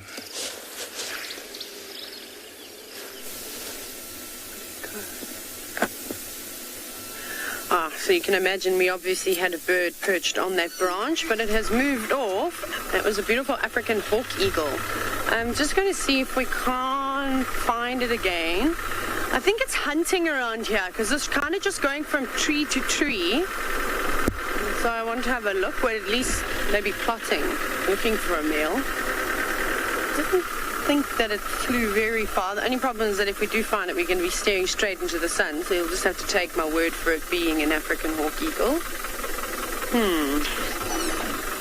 I don't think it went up. I think it went this way. Anyways, we're also trying to relocate on the breeding herd of elephants, so I'm going to keep my eyes open. So we'll take this little side road, and oh, there you go. One spot it said. Where's reverse? Is that right? So it's not going to be the greatest view, I'm afraid. I'm not going to go too close in case it does fly away. But just sitting in the distance, you can see a silhouetted figure out on the open branch. There is one of the African hawk eagles. Now, we know, because we see them all the time, that they are monogamous, which means that they like to hang around in pairs. So the other one probably isn't going to be too far away. And I'm pretty sure we've seen this pair quite a few times. They live up not too far from Marula Lane, and they used to have a nest there, but unfortunately I don't think they were successful at breeding this year. It must have been quite tough for them, but you can see this bird has been very, very active. Normally what African hawk eagles will do, it's quite cool what I've seen them doing before, quite similar to the Verreaux's eagle or the black eagles, is one of the pair members will fly a little bit higher than the other, and the one that's lower down will flush out some prey, and the one that's flying higher up will then shoot down and grab whatever they're looking for. Now, specifically in this area, the African hawk eagles love to hunt guinea fowl. They are specialists at feeding on ground birds, but they will also take some small mammals. But I've mainly been seeing them eating lots and lots of guinea fowl and franklins and spur fowls and things like that. But they wouldn't really be able to catch a bird bigger than sort of a guinea fowl. I reckon that's probably its sort of maximum. Otherwise, even just sitting from a perch like this, if they do see something down on the ground and a little bit of a distance, they might also swoop nice and low and grab that prey. Looks like it's going to take off again. Yep, normally once they've done that, lightening the load, not really lightening the load, but they will then take off. Thabo, from what I understand, is that the monogamy between African hawk eagles in particular will be for a very, very long time. But what I think sometimes people forget is that birds can sometimes come together just for breeding season, so they don't normally stay with one another all the time. And if they're not successful, so after 2 or 3 years, if they haven't successfully raised a chick, you might find that they'll go their separate ways. They're off with flies, and then they might find new mates. There's no point in sticking around with a mate when you can't successfully raise a chick. That's literally all these birds live for, is they eat, they mate, and they try and put all of their energy into raising offspring. So then they might split too, and of course if one of the hawk eagles dies, next breeding season I'll probably go and look for another mate too. So it just kind of depends with what animal species it is, I suppose. But if it is working and they are successfully raising chicks all the time, then why not? What's the point of changing something that isn't broken? You can see that this road has not been driven for a very long time. So I don't know how quickly those elephants have moved if they have passed through here, because once they left the watering hole they had a quick dust bath and then they zooted on through. I'm hoping that they slowed their pace down quite a bit. It's quite nice browsing and grazing through here, so maybe we'll get another chance to see them. We also had an encounter with quite a cheeky elephant bull. He thought that he'd try and intimidate us this morning. It kind of just erupted in laughter from Sebastian and I, so we weren't terrified at all. He was very funny though. You could see he was slightly defeated by the end of it, and then shook his head and turned around and walked away. So he was not so happy about that we didn't let him win. So he should be around here. I'm also just checking to see. Well, it looks like there's some tracks, very faint tracks already crossing the road. They might have pushed up a little bit further. But unfortunately, it's quite difficult in this area. It's so thick. Pridelands is very, very dense, as you can imagine, because remember, it was once a fenced-off reserve, and there weren't elephants here. But I think I've been told to send you away, but we're going to see if we can catch up with the elephants.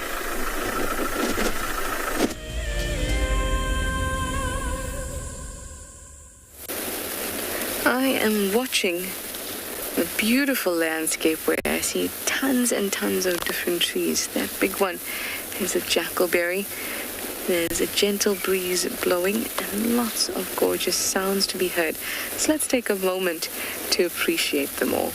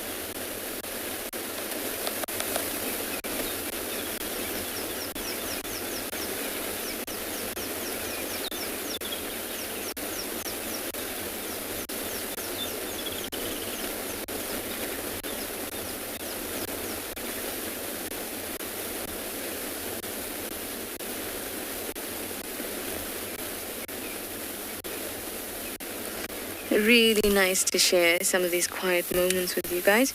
Remember how I said to you, sometimes I close my eyes and just listen? Those are a good time to be able to do that. Always, always beautiful.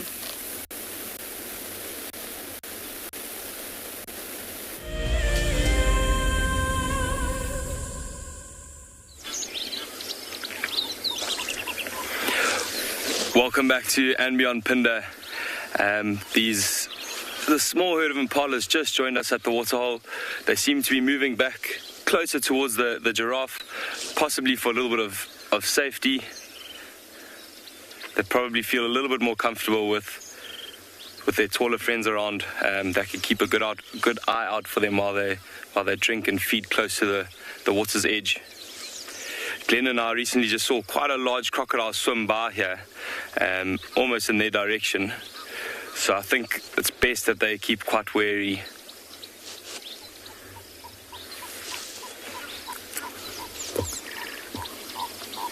That grass alongside the waterhole looks really nice and luscious. Looks very palatable and looks like they're really enjoying it.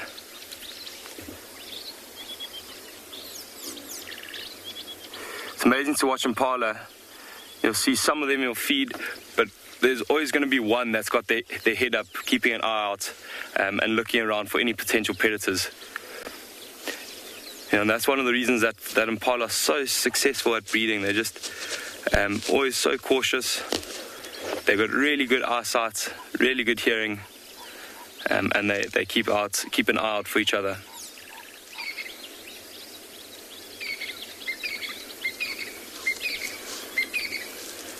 Really lovely sounds. This grey heron hasn't got lucky yet on this hippo's back. Oh, there he goes. Swimming like a back up. He missed. But that hippo didn't seem to mind too much. Just keep his eyes closed. It always amazes me to think how hippos aren't swimming. They're just standing on the bottom, just floating there with their legs on the bottom. You can imagine that looks like they're in the middle of the waterhole, but it's obviously quite shallow there.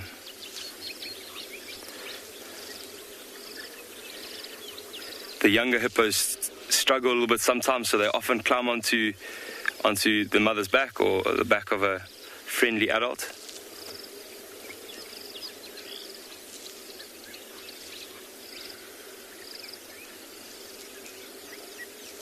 If we scan across to this yellow-billed stork over here, you can see it's very busy attempting to catch fish. If you watch carefully, you might every now and then see just some fish swimming around or flashing past.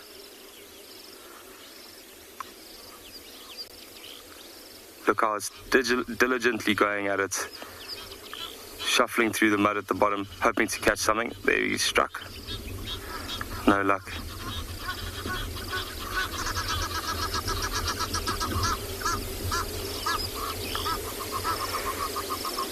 That coloration on his legs and his bill are really, really beautiful. Such bright, vibrant colors.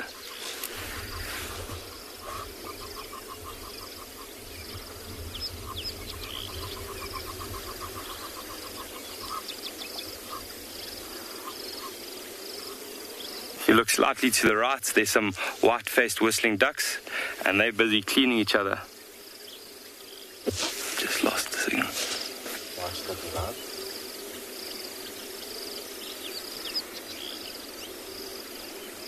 Look at them busy grooming each other and picking off any little mites or insects that they might have that are annoying each other.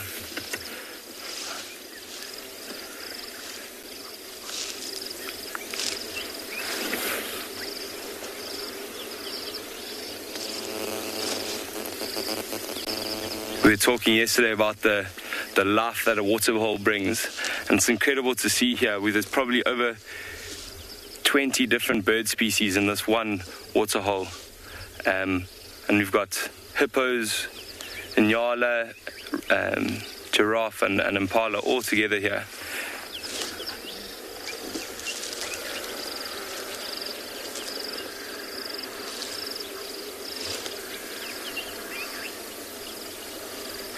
If you look just behind that one giraffe that's about to drink, there's a spoonbill very, very busy wading through that water.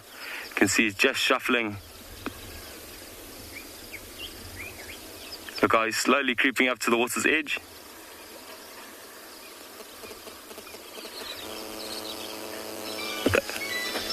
That's not their usual tactic for hunting. They normally wade like he's doing now, moving that bill from side to side.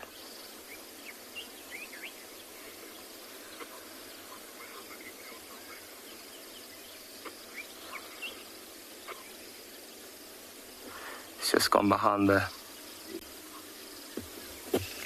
plank now.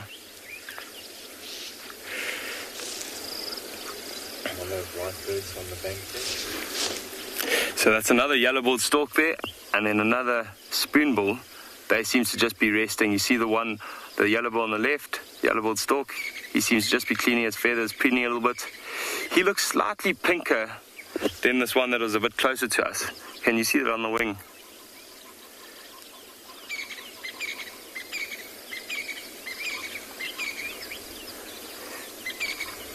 And if you go slightly to the right, there are those little black-winged stilts, which are very pretty birds.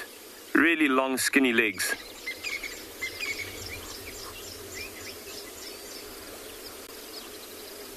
Perfectly designed for wading through shallow waters and looking for any little movements underneath, whether it's small fish or little arthropods.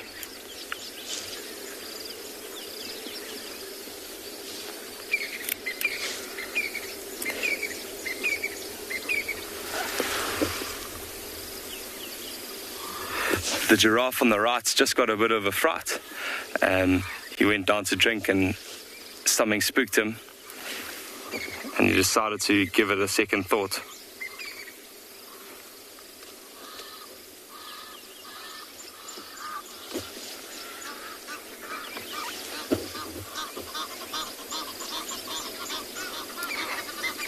Perhaps they've seen something recently where a crocodile's been quite aggressive or hunted something. So obviously when they come down to the waterhole, they're going to be slightly more cautious, even though I doubt a crocodile would go for a giraffe. But obviously they just got to be quite cautious.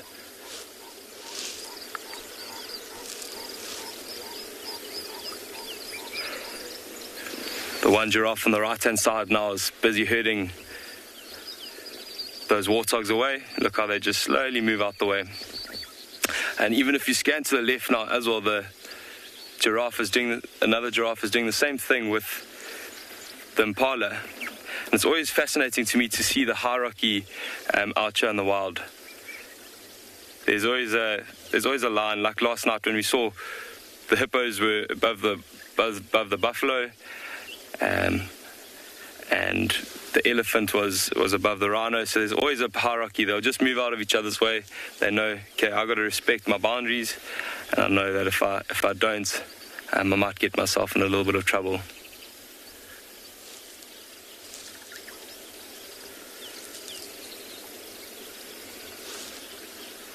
It's quite interesting. I'm not too sure what that giraffe is doing. It looks like he wants to feed off the ground, which I haven't seen too often.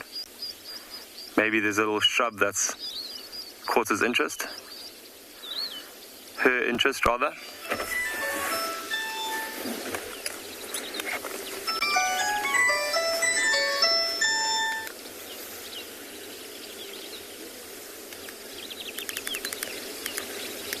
Hello?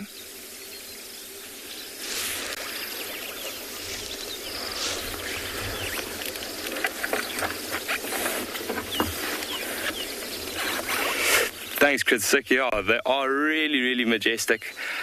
Look how they just walk so slowly, so gently. Especially if you look at their eyelashes, they've got such pretty long eyelashes. They don't look like they have a care in the world.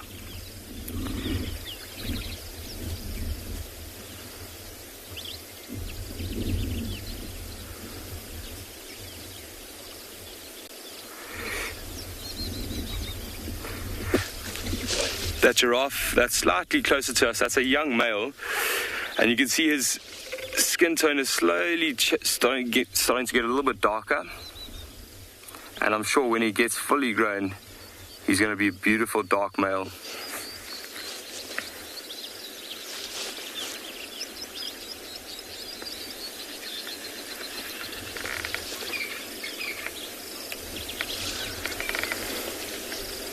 Layla, that's a great question. So I'm not too sure the exact answer, but I can imagine out here there's a lot of flies around, and those eyelashes will protect them from flies. Also, often they're feeding in the thick trees with a lot of thorns. If you look to that one on the right-hand side, he's put his head right inside that bush, and those eyelashes might just keep away those thorns and protect their eyes. You can imagine how important their eyes are in survival.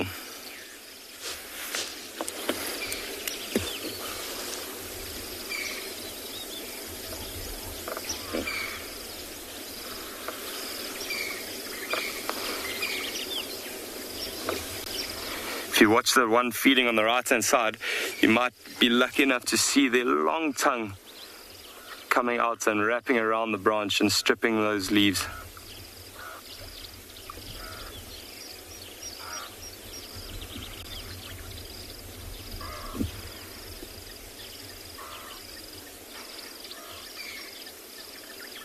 Quite amazing. That tree that giraffe is feeding on is called a Tswalu tree, and if we had to eat a bunch of those leaves, we'd get really, really sick. But these giraffe have amazing metabolism that are designed perfectly to handle these kind of foliage and leaves.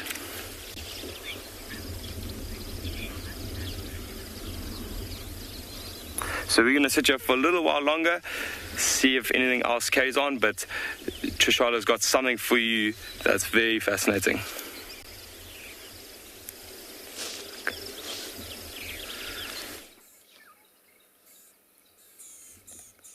Look at these testiculars. It's so lovely to see them shouting, because very often we only hear them.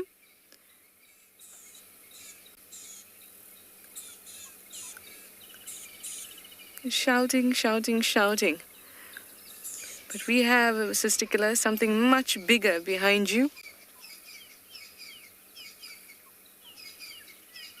You were just looking so gorgeous. Where has our elephant gone? There he is. In a bit of shade.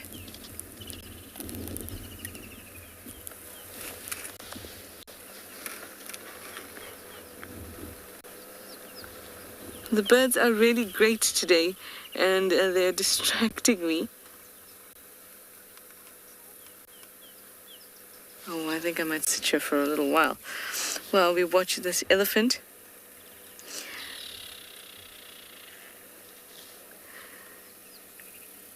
You can see that he's flapping his big ears and trying to keep cool. This morning it heated up very, very quickly.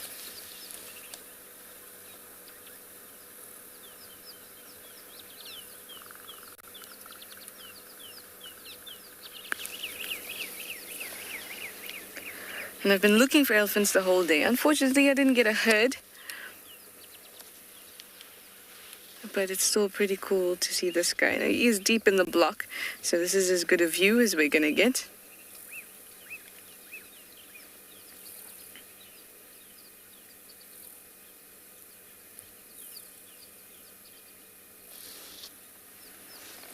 And there's lots of birds around him. They're busy shouting. There's the sticklers. You can hear the blackback puffback.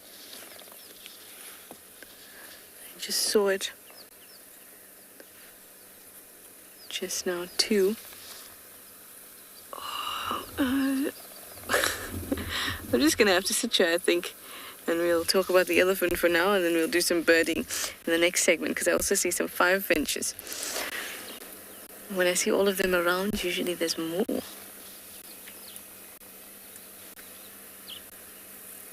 I wish this big guy would turn around for us.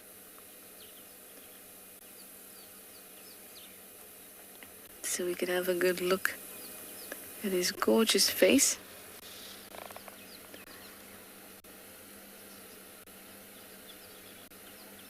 He looks like he's thinking very carefully about a nap, I think.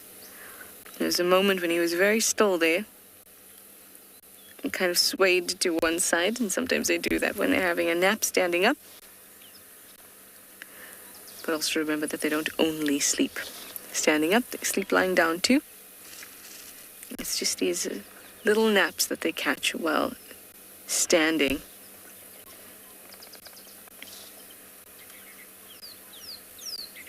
Is that Bev? You'd like to know if most elephants are solitary?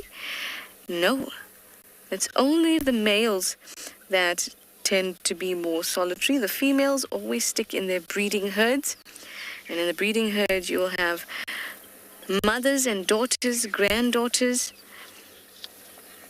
and all the young, including young males. It's the older males that when they're in their late teens, mid to late teens, that they'll start to be solitary. And even then, they'll come together in bachelor herds with other males. And then when they're much older, then you'll find them completely on their own. Even this guy here, he's not very, very old. And I can't really see his legs, so I can't get a good gauge of his height. But I would only put him into his mid-20s. He's the size of a medium-sized cow, not very, very large. And maybe even early 20s. So he would have just recently started the solitary life for the last couple years. And what he'll do is he'll find and search for herds with receptive females to try and mate.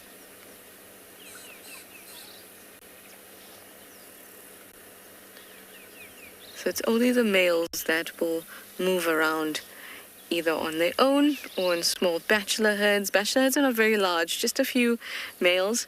Or sometimes you'll get a very old, large male bull with some of these younger bulls that have just left their herds, and we call those askaris.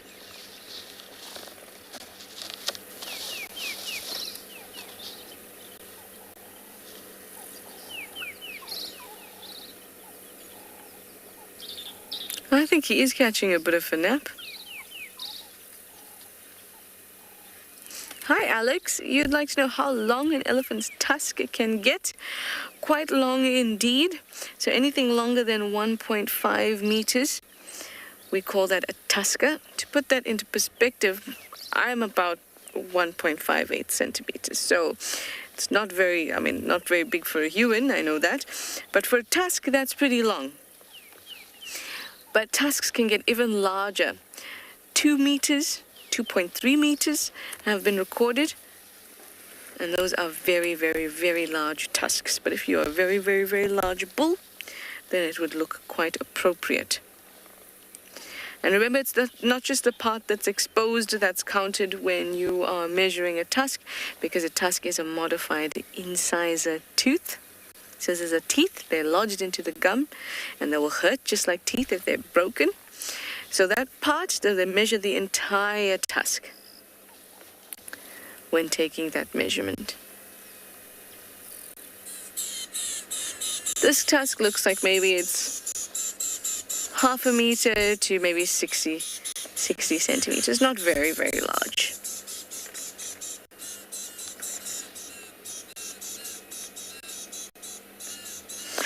Oh, I love that. Oh, I love when they do that. It's like they wake up in the morning and then they rub their eyes with their trunks.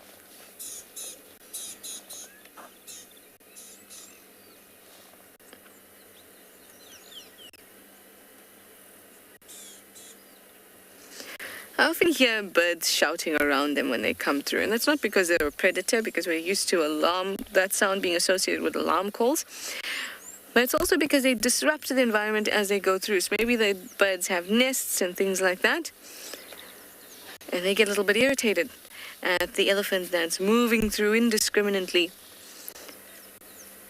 and it can possibly eat their nest. No, that usually doesn't happen, and if it does happen, the elephant can throw up. I have had the good fortune of finding some elephant throw up before and sifting through it. So before they take in anything that is not plant material, that they're not used to digesting, they'll feel it, because their tooth structure and everything associated with their feeding is designed for herbivory. And as soon as they feel something is off, maybe they've crunched a bone by mistake, even though they're so large and their teeth are the size of bricks, small bricks for small elephants, they will kind of regurgitate it and spit it out. It's not really digested, or even partially digested, it's just stuck together. It's like it was full of like a saliva ball, like a hairball, but a vegetation ball. And it usually gets dried by the time we find it, so it's just a strange looking thing. You pick it out in the bush immediately if you see it.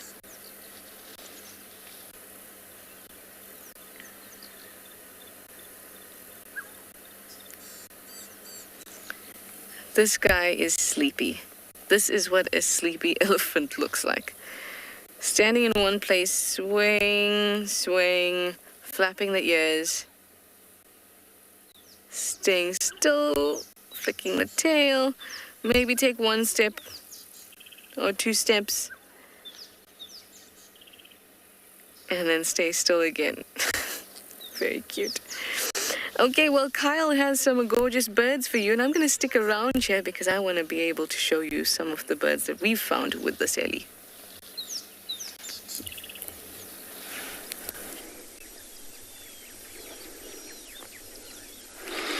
Well, welcome back on board here at Tswalu Kalahari.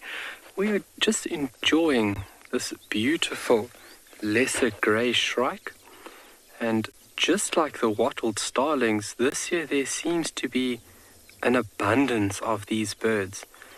In previous years, professionally guiding here, I've only seen 1 or 2, but this year it seems like there's a lot more.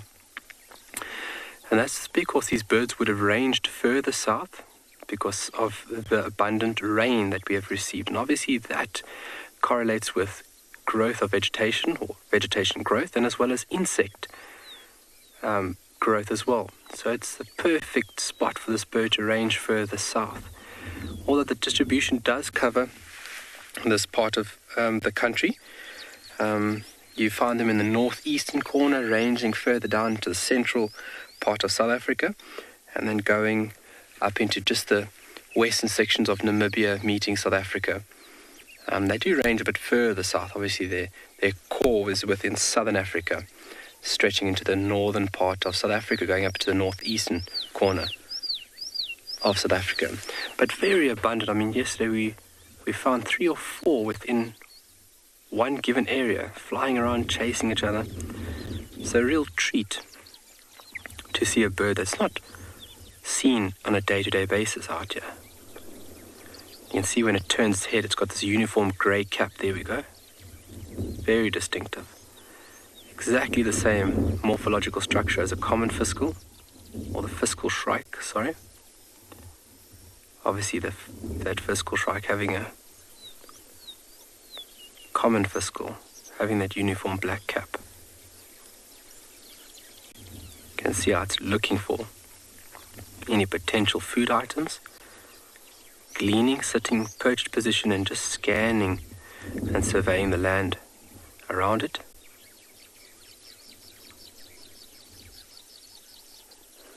The sun is really putting its heels in now. That heat is really starting to set in the morning. And we are slowly meandering west. We've just utilized the first cut line going west. And we're looking for anything from birds to plants, tracks, enjoying the sounds.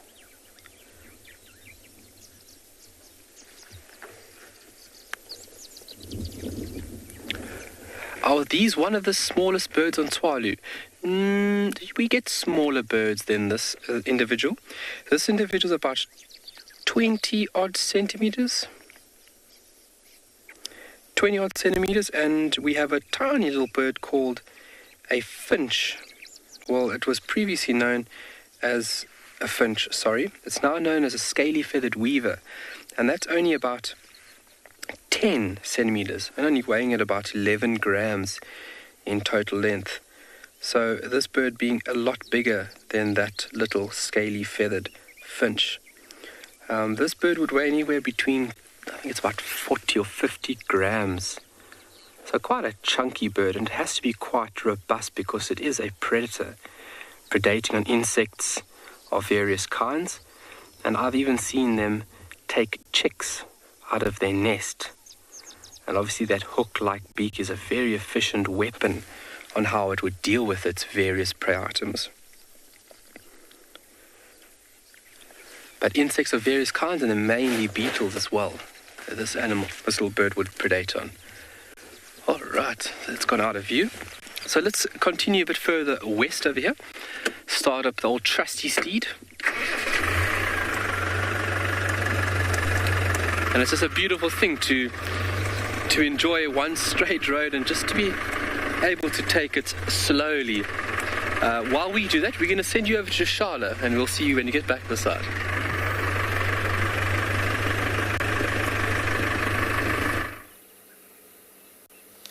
We have a fork-tailed drongo in the tree just above the elephant, and that's very typical because as the elephant moves through the bush, it kicks up all sorts of insects. And that's just perfect for the drongo. Swoop down and catch a convenient meal. This elephant is now a little bit more awake. Hasn't moved much from the spot that it's hiding its head in, but it threw some dust over himself. Oh, now we're getting some feeding in.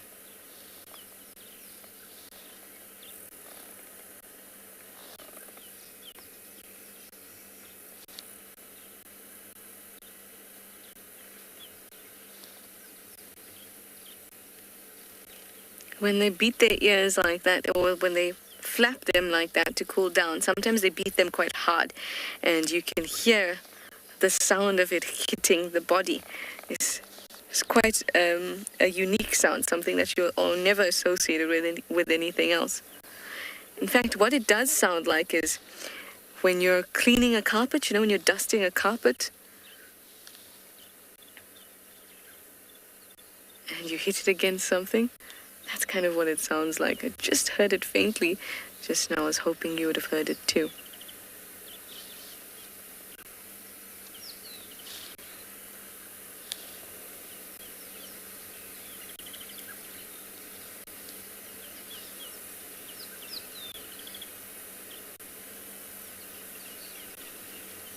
To me, it feels like it's already about 28 degrees. It is so warm. It's about 82 degrees Fahrenheit. Already breaking a sweat, so it's no wonder this elephant is flapping his ears so vigorously. Gets a nice cool current over the ears.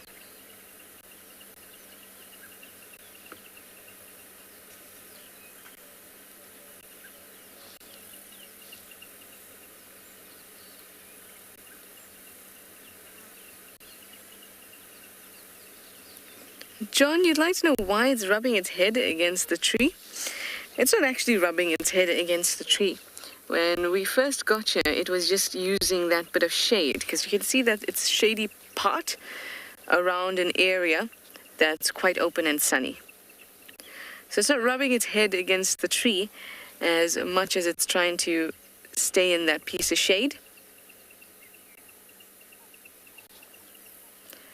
And also because it's quite sleepy,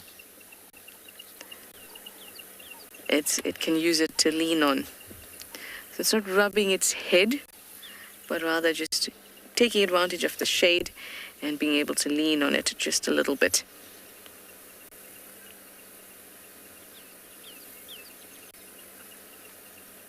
Elephants are adorable to watch.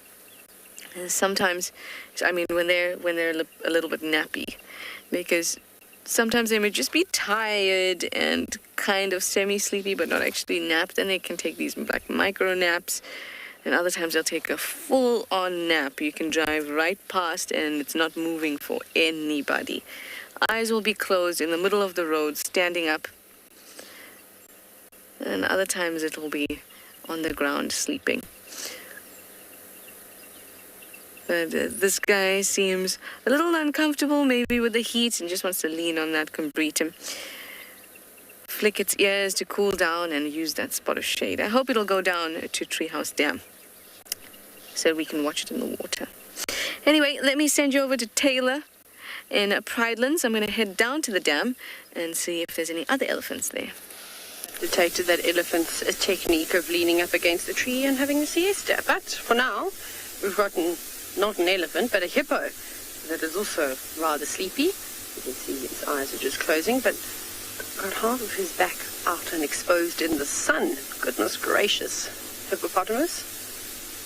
That it's going to be a hot day, and unfortunately there's not much shade for him to really tuck himself under, so he's just going to have to suck it up and use what adaptations a hippo has to protect themselves from the sun. And of course you've heard this 565 million times, but I shall tell you, well, the few people that maybe haven't been watching, have just joined, is that hippos are able to secrete a natural sunscreen and antiseptic, which is called hipposudoric acid, and it sometimes looks like they're actually bleeding, because they don't sweat like you and I will sweat, but it's quite cool. So we might be able to even see that. Hello, boy.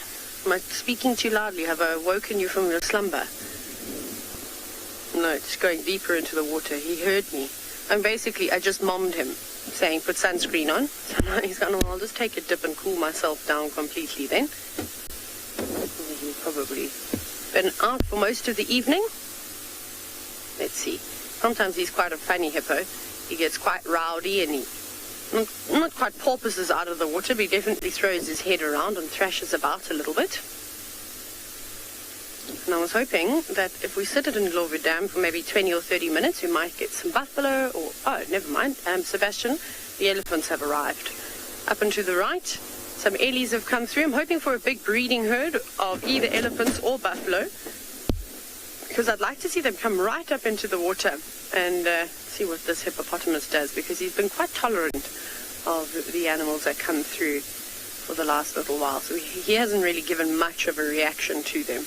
But more and more grey giants are appearing from behind all the trees. It looks like I think it's just the bulls for now. We shall see. Wait a little bit as they come on down. They don't seem to be in any hurry at all, in fact. They're trying to make Sebastian's job very difficult today. How many trees can we hide behind? Yes, that one's definitely a boy. Also hear Brew calling in the distance. The birding has been fantastic over the last little while. Thank you, elephant. Slowly appearing from behind the bushes. And these will be some of the regulars that live pretty much inside the eco training camp. I suspect that camp is going to be quite busy and that all the big trees are going to be sort of occupied by the various herds of elephants and bulls that come on through. It's going to be a day for a siesta if you can find a nice cool spot. Well, the elephants are on their way down, and the hippo seems to actually be moving in their direction. Sorry, Seb. Let's see what he's going to get up to. He's obviously spotted them. Let's see if he's going to be cheeky and tell them off before they even get to the water's edge. You're completely invisible now. No one will know you're coming. He's crocodiling in. If you've ever seen a crocodile, how they just sort of dip below the surface of the water and then swish their tail from side to side ever so gracefully. Amazing how they can actually propel themselves. But without anybody knowing that they're there. Oh, he stopped. He definitely knows that the elephants have come on around. But we'll see what he does. But hopefully some more action will erupt here at Tswalu Dam. We are definitely not going to go anyway.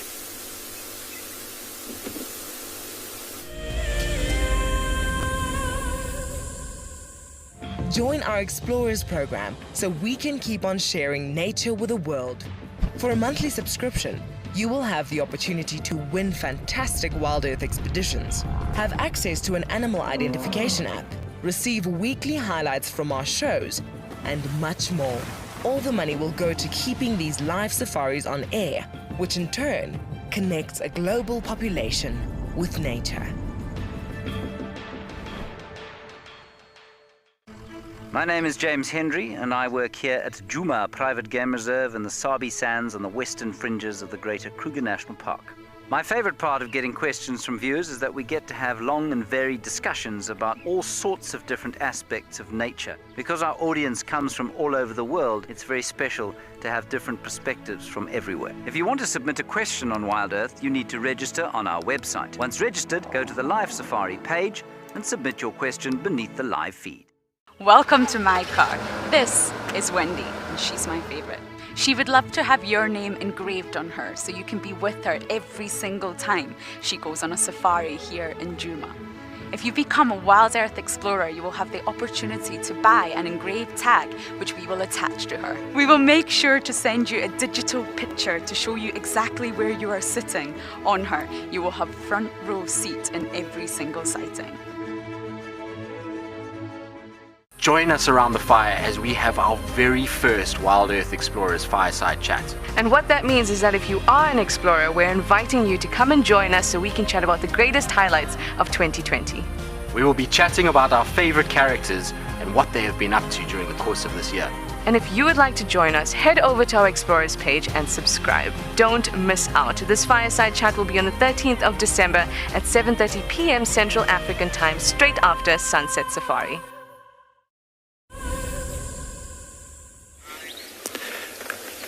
Welcome back to andBeyond Phinda.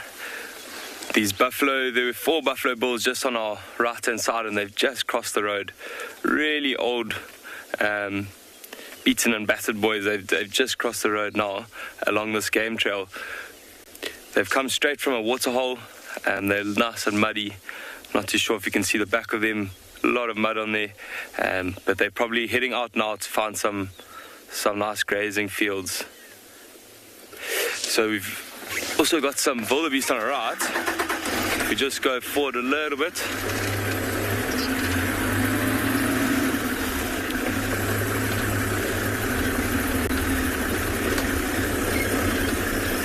There's some wildebeest here, which fortunately were close by. They've also just got their heads down, feeding on these new shoots. You can see, looks like there's been a recent fire here, and with the bit of rain, these shoots have just pushed out, and these wildebeest are really, really enjoying that.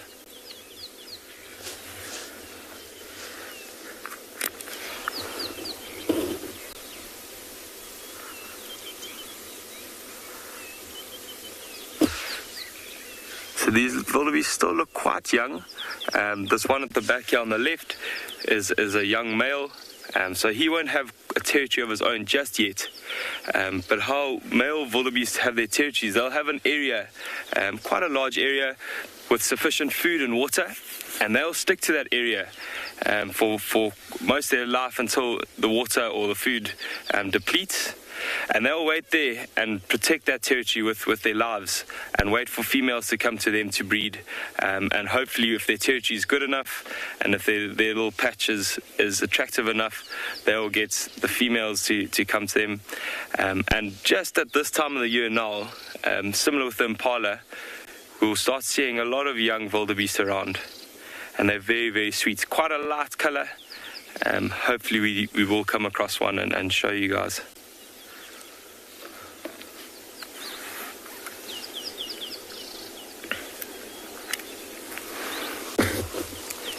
If you look at that wildebeest on the right-hand side, the furthest right, you might notice he's got a little bit of mud on the horns there, especially on the right-hand horn if he does turn again.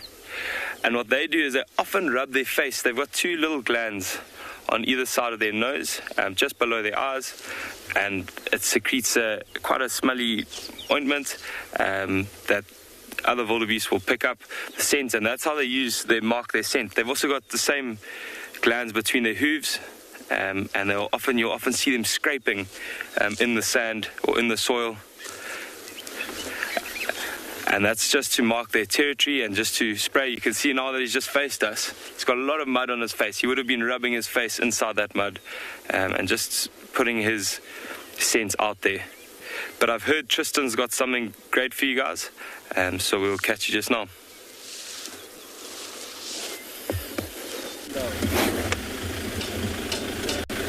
Well, what's a lovely surprise is that we've got Kuchava and little Not Ned is around as well. He's being very shy at the moment.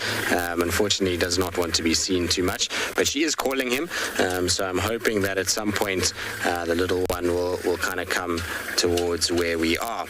Interestingly enough, though, we were following tracks for Thandi for a long way, and she's come also into this area, and as we kind of got with her tracks into Chitwa, the guys said that they just had a brief view of her and they'd lost her in the bush, and then as they were trying to relocate, they came across Kuchava and the cubs. So it seems as though Thandi's also around somewhere here. Kuchava looks pretty chilled at this stage. He doesn't look as though, or she doesn't look as though she's too worried. And I mean, it's not like Thandi and her are fighting. There's no salivating that we're seeing. So I don't think they've kind of caught each other, but it's just they're very, very close to one another. The distance between the two sightings is probably about 200 meters, but yet they don't know of one another as far as we can see. I'm just glad that we've finally got a kind of sighting of Kuchava and particularly her cub, because he's not been around much at all. Difficult to kind of find him. He's been spending a lot of time to the south towards kind of Mala, Nets, those properties there, and that means that, you know, we don't get to see very much of him at all. But I'm hoping, she was calling just now, so I'm hoping the more she calls, the more he's likely to kind of come back towards her, and we'll see him kind of joining with Mom and lying down in the shade. There he is there. Big action with butterflies. Just trying to see where he goes. Zach, you're asking how old this leopard is? Come on, boy, come towards us. He's just behind Mom, very difficult to see. Where is Theo? Can you see underneath that tree to the sort of, maybe about 40 meters behind her, there's like a stump. It's just to the left of that stump. But Zach Kuchava is now, I've got to remember now, she was born, I want to say 2014. 2014 would be about right, I think. I must just double check. So she's one of Tandi's offspring.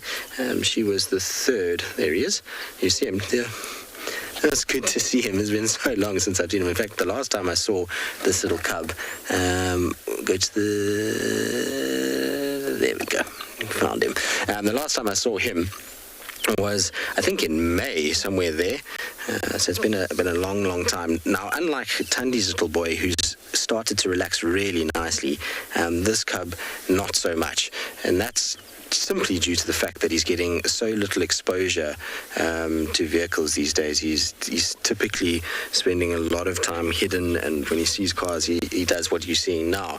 And so it's important to sit with her, not chase him around, rather just sit with mom, and that desire to come towards his mother will eventually lead him to being a little bit more relaxed with the cars. But isn't that cool to see him?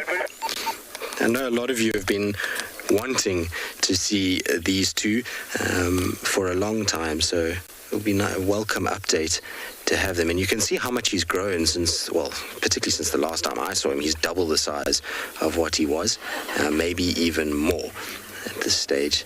Beautiful kind of looks about him, very similar to Tandi's cubs in many ways. Also quite a light-colored leopard, which leads me to believe that potentially it could be Mulawati, that's the father of both this cub and Tandi's cub. But we'll have to see. Typical male leopard, though. Big ears, big paws, and big muzzle. It looks like they're kind of too big for their body. And they eventually grow into it, and they look a little bit more kind of in proportion once they reach sort of 2-3 years old. They typically, the ears don't look as crazy big. And it's a trait of this particular lineage. I mean, Tandi's boys, most of them have had big ears, and obviously in Kuchava's case, she's a direct descendant of Tandi, and so maybe that gene is being passed down to her little boy. But here he comes. I think he's going to come say hello to Mom. Isn't that cool? I'm so happy to see him. Hard because it's hot. This is a way a leopard cools its body down. So like when we sweat, basically what that is that there's moisture coming out of our skin, and so with them there's moisture on the tongue, and as they're panting, hot air is passing over that moisture. It's causing evaporation to take place, and as that moisture is evaporating, so what we're seeing is cooling. So it's how cooling works, is when hot air passes over water, as it becomes a gas, so cooling takes place, and then the cooler blood in the tongue is going into the body, and so basically it's like their little air conditioning fan system to help cool them down. But they do require shade and a lot of water in places that get hot like this, so even the panting without shade, they would overheat as well. Let's see if he's going to come greet Mom. He's beautiful, though. I can't believe how big he is as well. He's not too much smaller than Mom these days. Come on, boy, it's okay.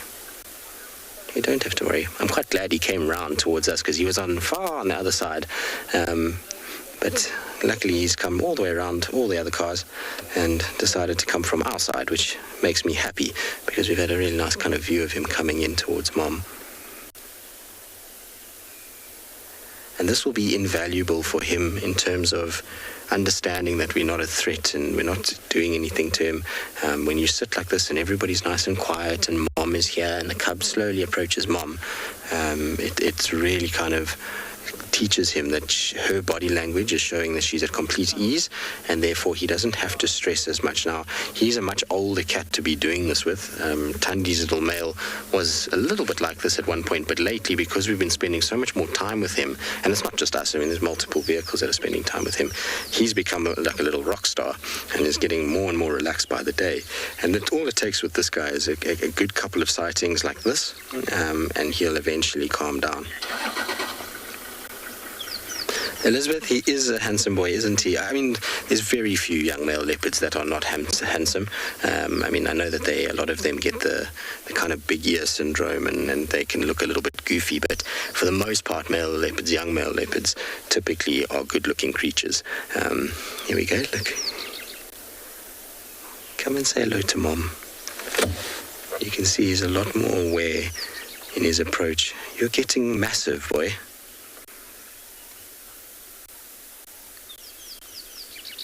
I'm just going to keep quiet. Let's see if he talks to Mom.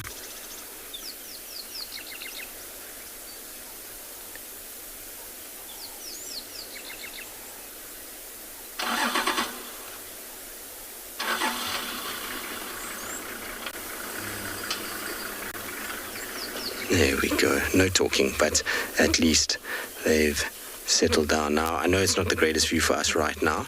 We've just got him kind of peering behind a branch, but I just want him to settle before we move. I don't want him to feel like he's being like boxed in or anything like that.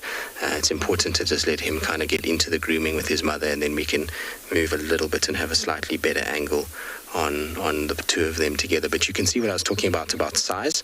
You see how he's actually sitting taller than Mom now, and head size.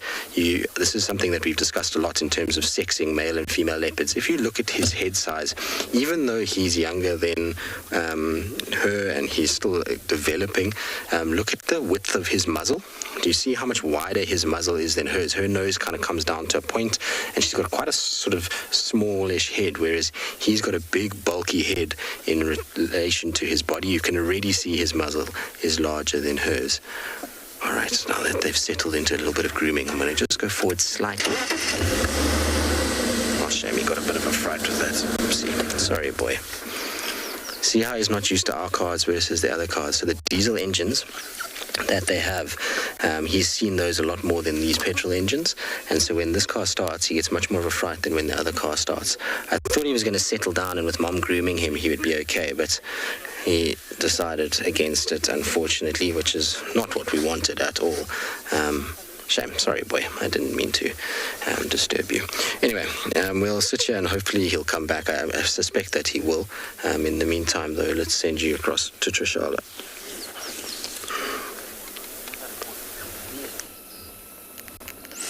Oh, it's so wonderful to have Kuchava and Tristan together spending some time. Here we found some European bee-eaters.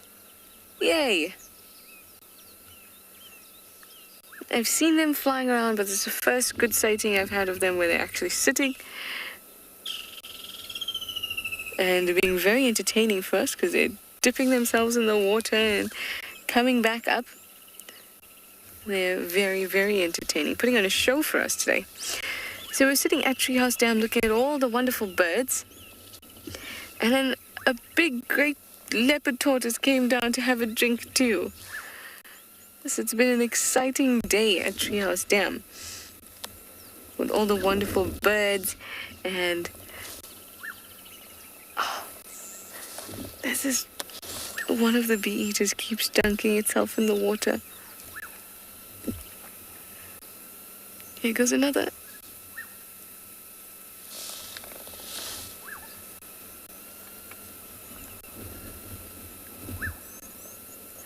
If we just watch the water, we'll be able to see them.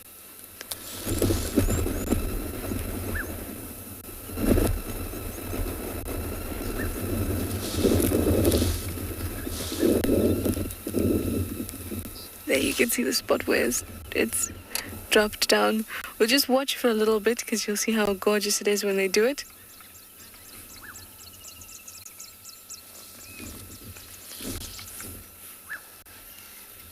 I think we've finally hit the birding sweet spot.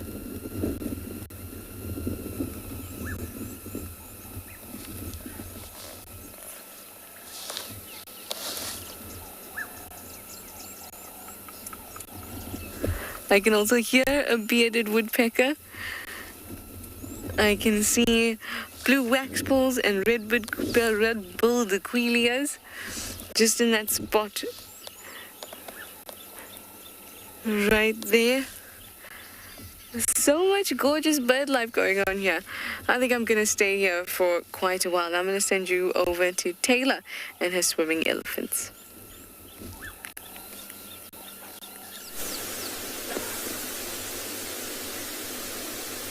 We don't see many different bird species at Tswalu Dam because of the Egyptian geese and, of course, the hippos and the elephants and buffalo and things like that. Too much traffic. But our hippopotamus has decided that there's no point in trying to compete with the elephants this morning as there are too many of them. So he has just moved back off to the left and parked himself in a nice little spot where I think he will remain for the rest of the day, unless some of these bossy elephants that are swimming about push too close to him. He might have to stand up for himself a little bit. But it was quite interesting. So in and amongst these elephant bulls is quite a young elephant. He's the one just to the right. He hasn't quite submerged himself just yet. I think it's him. But when I say young, like a good... Oh, no, not that one. The one... Yes, yeah, that little one, yeah. He's much younger than the other elephant bulls. Like, he didn't even look like he was anywhere close to the age of about 10 years old. I thought that he'd probably be around 7 or 8. I mean, I'm just guessing, which is very, very young to be away from a breeding herd. So I'm not sure why he's hanging with the boys. And he came in here with these other 3 elephants. He didn't come in with the breeding herd that's behind him. But they seem to be quite happy about it anyways. There's also an elephant in here with a... he's missing his trunk. Oh, here we go. I think one elephant has now realized that there's actually a hippopotamus there. You can see they're moving closer. Hippo is now not impressed. Where are you going to submarine to next? He's just probably saying, you've got the entire dam to play in. Why do you have to come and annoy me here? Yes, as he submarines away, pretends to be a rock. This hippo is very funny. Now, if there was a pod of hippos here, they would not be very impressed. If we're at Tswalu Dam, there'd be a lot more commotion, and the hippos would definitely visibly show you how upset they were. But this fella is funny in the sense that he just pretends that he's invisible and that no one can see him. Why he does it, I have absolutely no idea. But you can see he's made absolutely no effort to move away, and he can't be more than about 5 meters in total from those elephants that are playing just behind him. And because they are young elephant bulls, you know what they're like. They come and try and cause trouble with the vehicles. They cause trouble in camp. They cause trouble with everyone. I'm surprised that they haven't yet gone and stirred a bit of havoc. So, I don't know if you noticed, there was that little elephant that just walked... I don't know if you noticed, there was a tiny little elephant just moving at the back, and it was missing its tail. So this is the same breeding herd we actually saw yesterday. And so they seem to be doing the circuit around in Tswalu Dam. And there's only 10 of them in the herd. 5 of them are adult females. One of the females has quite a big tear in her ear. And then, of course, another identifying feature is that there's a young calf that's missing its tail, which is quite cool. So a nice little breeding herd with these bulls just tailing them. But off they go. They've had a drink. Some of them have completely covered themselves in mud, others not. Wait, little ones all now, of course, head first into the sand because they just can't help themselves. Now, Nadia, perhaps you missed the elephant that was taking a nap with Trishala. It was actually resting up against a tree. So elephants can sleep standing up, and they can also sleep sitting down. So when they're standing, they're not really having a good deep sleep. They're just having kind of like siestas. They're just sort of shutting off and taking a nap really. When an elephant lays down on its side, that's when you hear the snores coming out. And it really does sound like somebody sawing wood. So they do either or. But elephants, studies have shown that elephants don't need long periods of sleep. They can go days without any rest. But I think on these hotter days, they will take full advantage of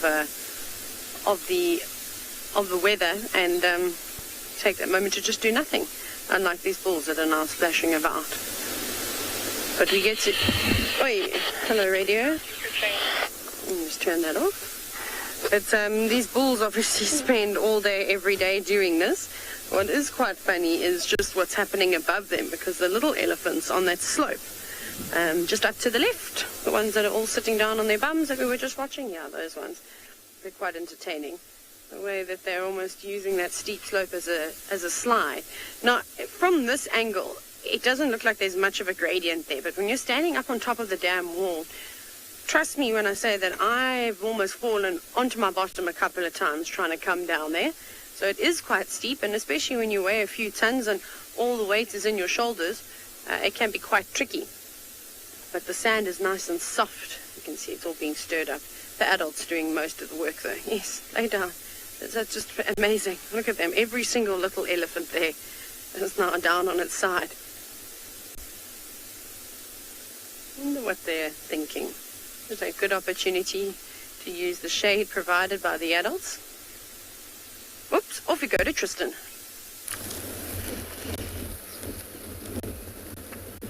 But I think Tandi's here because Kuchava's body language has changed completely. She's up, she's growling, she's salivating. She's not a happy cat at all. There's the male cub, so is that the male cub? Or is that Tandi? Looks like Tandi. That's Tandi and Kuchava side by side. It's not the male cub. No wonder he ran. I was wondering what was going on. But there they go. They're fighting each other. I'm going to try and keep up with them. Oh no, guys, not good. But luckily the cub is not here. He's run in opposite direction. I don't know where they've gone, these two. I'm going to try and keep up. It's very difficult in here. Her whole body language just changed immediately. She started salivating, growling, and now they're running. I don't know where they've gone. Last direction I saw them was this way.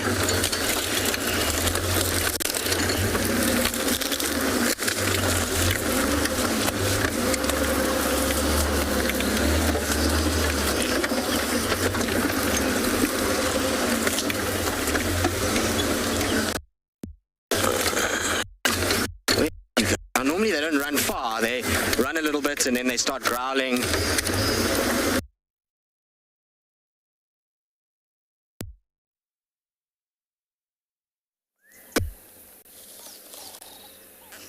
Sorry about that, guys. I'm sure we'll get Tristan back in no time. I'm so glad that he's got to spend this time with Kuchava and that you've got to spend this time with Kuchava too. And her cub. It's been so long since we've seen that little man. It'll just be awesome. We're still here at the dam, at Treehouse Dam, because there's been such beautiful bird life. Really, really beautiful stuff. So sometimes it really pays off to sit at the dam for a little while in a nice patch of shade and just watch what comes down. We know that there was an elephant close by. We know that there's great birding. So we're going to yet again put on our patience pants and sit at the dam.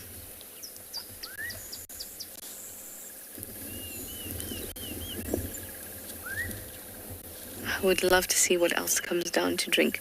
I've always wanted to see mongoose come down to drink.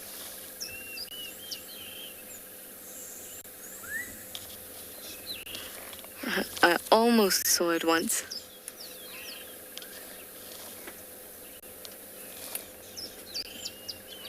But then it saw us.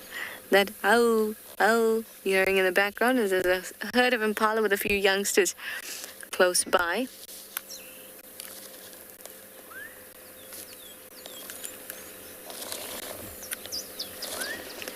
They may also come down to drink.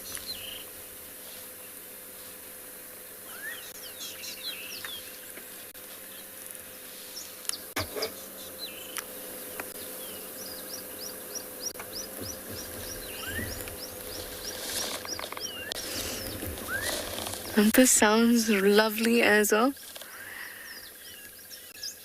And it was really, really nice to see that European bee eater. It's the first one I think I've put on camera. I'm not sure if anyone else has. And they were just putting on a spectacular show. So hopefully they'll return.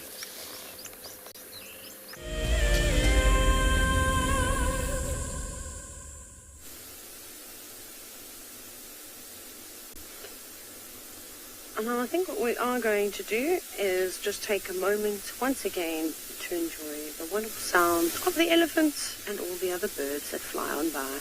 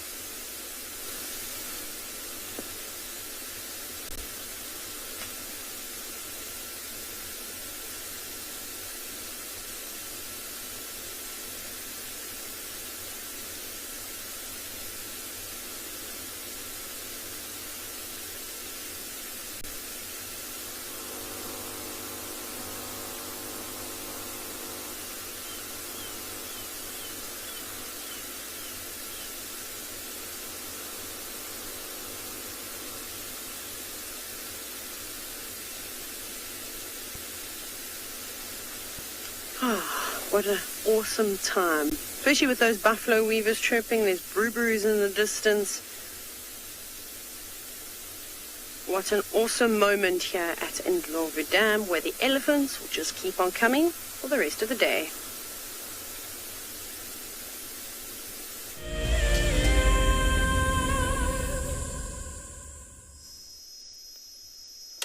Well, welcome back. Welcome back to everybody. And look at this magnificent animal that we have just come across. You can't know everything, and that's the beautiful thing about being in the bush and being a field guide, is that it will never be a time that you would know everything. So if anybody has any idea who this could be, let us know. Drop us a comment, #WildEarth, or just at FC. Very beautiful caterpillar. We actually stopped to look at a beautiful plant, and we came across this fantastic and very lovely looking caterpillar. You right there, Owen? Sorry for the movement, folks. There we go. Wow, all right, we're going to send you over to Tristan very quickly. We'll see you when you get back this side. Well, the fight continues. We've managed to find them again. So you've got Tundi on the left and Kuchava on the... So Kuchava's the one you're looking at now, and then Tundi's lying in the shade here. It seems like Kuchava's being the more aggressive of the two, and they're just lying apart from each other now, just growling and hissing and carrying on as leopards do. And this will be just a territorial dispute between mom and daughter. And so this is a perfect example. We talk about it regularly, that once they sever that bond as mother-daughter, it then becomes competition. You no longer are friendly anymore, and so they're chasing each other up and down, they're growling, they're salivating, and this is all a protection of their areas. And it's vitally important for both these females to do this, because both of them have offspring. They're very similar ages. There's a little bit of a gap with Kuchava's being slightly older, but they need to protect their territories because a female like this can potentially be a threat to their offspring, and they are vying for competition with food, water, everything else. And so this is something that they need to sort out, and it's been a long time coming. I've been saying it for weeks now, that there is going to be a fight between these leopards, because Sabui, Tundi and Kuchava are overlapping way too much on Chitwa at the moment, and at some point they were going to bump into each other. Luckily, the little cub got away and didn't get attacked by Tundi, because she would have attacked him if she had found him on his own. And luckily, Kuchava spotted her before the cub spotted her, and she got up and kind of met Tundi head on. But it's been fascinating to see how she's kind of dominating Tundi a little bit. You would expect it to be the other way around with a bit of experience, but Kuchava being slightly bigger than what Tundi is, and bulkier, and she's being the far more aggressive of the two leopards. Now, I know it's not a great view of either of them, but you'll see what happens with this is that they lie like this, and they growl and they hiss and they go, and then all of a sudden it reaches a crescendo, and then they go at each other again. And then from there, it breaks apart, and then together, breaks apart together. It's a fascinating thing to watch. I've seen it a lot with males, particularly, but when the females do it, it's pretty interesting to see how they go about it. That's for sure. Here comes Kuchava. She's coming back around. She's just put herself in the shade. I think she was in the sun, shame. It's very, very hot all of a sudden. The temperatures, I would reckon, are in the upper sort of 30s. If it wasn't for this little breeze, we'd be burning pretty badly out here at this stage. But you see how much salivation is happening there. You see that saliva dripping from the mouth. That's an indication, as soon as you see that in a leopard, that generally there's another leopard around, and that you need to be really, really kind of vigilant as to what's going on, because at some point there's going to be a clash between them. You don't see leopards salivating like that unless they're going through a really spike in their emotions. Then they and particularly when they're angry is when they start to salivate like this. If they're salivating like that and it's not the case, then there's a major problem, and in all likelihood that leopard has got some sort of illness. Standoff time. I'm very intrigued by Tundi's behavior. She's being way more submissive than Kuchava. You see Kuchava's body language is up and head held high, whereas if you look at Tundi, she's down at the moment. She's completely flat. She's trying to hide herself more than she's trying to expose herself. And that's two very different kind of ways of sitting. You know, Tundi's now just popped up her head again, but she was lower, and that's more a submissive maneuver than an aggressive maneuver between the two of them. Jacqueline, would she kill the cub? Possibly. That cub is quite big now, so he would be quite a ferocious battle between a female and him. So I think more than likely she would just chase him and leave him, but you never know. There's always that element of danger when it comes to leopards.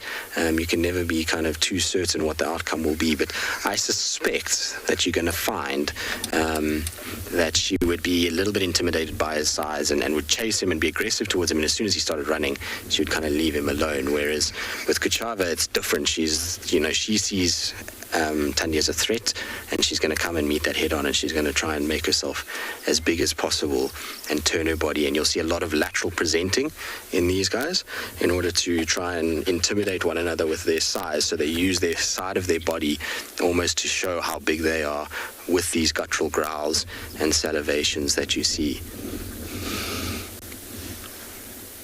Amazing interaction, though, between them. This is one of those things that you very, very, very, very seldom see. It does happen, obviously, and it can happen all over the place. But these moments are not common. We know because we spend an abnormal amount of time with these cats. And so, how many times have we had them fighting? I know we've had Shadow and Tundi fight once or twice. We've had a sighting with these two together before. So, there's been one or two kind of altercations, but it's really few and far between in comparison to the number of sightings that we've had. There's going to be a hiatus now. But listen to the growling every now and then.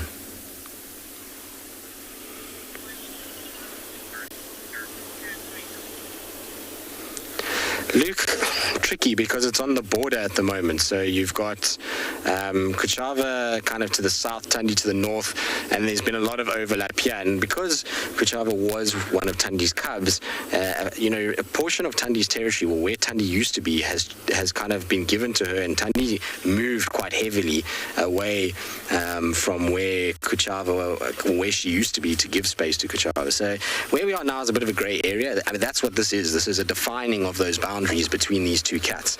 I suspect what we're going to find is that Kuchava is going to be the one that's going to probably push Tundi north, and you'll find Tundi's going to spend less time now coming down into Chitwa, if she gets the better of Tundi. If it's the other way around, then Kuchava's going to push more south. But I, just from the body language of these two cats, suspect that this altercation at the moment is being dominated more by Kuchava than it is by Thandi. You're finding that Kuchava's got the sort of brasher body language. She's the one that's sitting head held high, kind of watching Thandi, whereas Thandi keeps dropping her head, just watching in the grass, being a lot more kind of submissive in her body posture. And when we saw the two of them running down the road, it was definitely Thandi running and Kuchava kind of slightly quartering behind her, almost sort of herding her away from where this originally kind of took place. What an incredible interaction, and from nowhere as well. I mean, we were having because I found it very strange. I thought it was maybe just that Kuchava's son hadn't spent enough time with our vehicles, and that's why he bolted like that.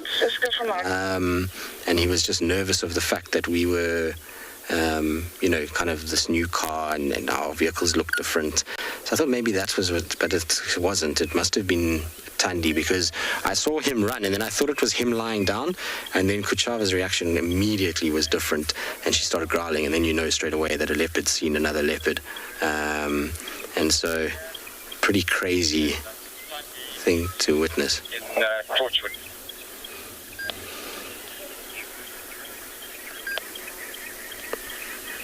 It's gone quiet now for a bit. I think because of how hot it is, these two are just kind of trying to cool down more than trying to fight with one another as well. AC, I mean, they probably, if they smelt each other's urine, they would pick up the fact that they kind of know each other, but the bond has been severed. They now see each other as competition. Whether or not they recognize each other is not really a valid point anymore, because even if they do recognize each other, they are still competition for food, water, den sites, mating rights, and as well as dangerous to each other's cubs. And that's why you're going to see the two of them are going to be quite aggressive towards one another. They're not going to tolerate each other at all. I'm going to find that they're going to try and kind of push each other away and make it much safer for their own cubs, as well as the resources that they need to utilize. So even if they do recognize each other, that doesn't matter. It's off the table now. It's no longer, like I say, a valid point for them to worry about. Mother-daughter having a fight, and this is what happens in the leopard world, is territories have to be established at some point, and it's the most dangerous part of a leopard's life, because not only do you have the issues that you've got with cubs, but you've also got injuries that can take place to one another, because if they feel like they are both very evenly matched, they will be aggressive towards each other in terms of actually fighting, and that's when claws and teeth come out, and there can be badly injured legs, and obviously when that happens, a leopard being a loner, it becomes quite difficult for them. So these are one of the toughest things for leopards to deal with. Things like hyenas and lions, they have the ability to get themselves out of those problems once they reach a certain age by being able to get up into trees and generally trying to find a way away from them. But other leopards are just as mobile as they are, can do everything that they can, and that's what makes it quite difficult for them to settle these arguments. What I'm hoping though is that one of them will be submissive, the other one will be kind of more aggressive. They'll start to realize the one will move off, the other one will go away, and they'll both go back to their cubs in order to just settle down. And you might find that both are going to move cubs in opposite directions now. So we might find that Thandi might move her little one, because the tracks for her little one were also coming south towards this boundary, and you might find that they start to push a little bit further to the north and or back towards Djuma even. But the problem there is that Thandi's then got her other daughter, Klalamba. And this is the problem with being a successful mother, particularly if you have a lot of females, is that your territory gets smaller and smaller as these females get bigger and bigger, because of the fact that they're in their prime. Now look, you see she's standing up. She's just watching Thandi. Here we go. Now watch the lateral posturing if she comes out of that bush.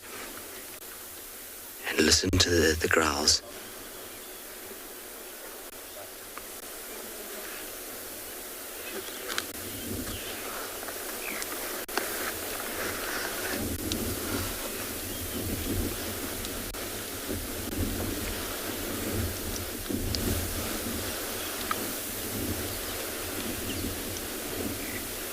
Unfortunately, it's quite windy today, so it doesn't seem like we can hear too well.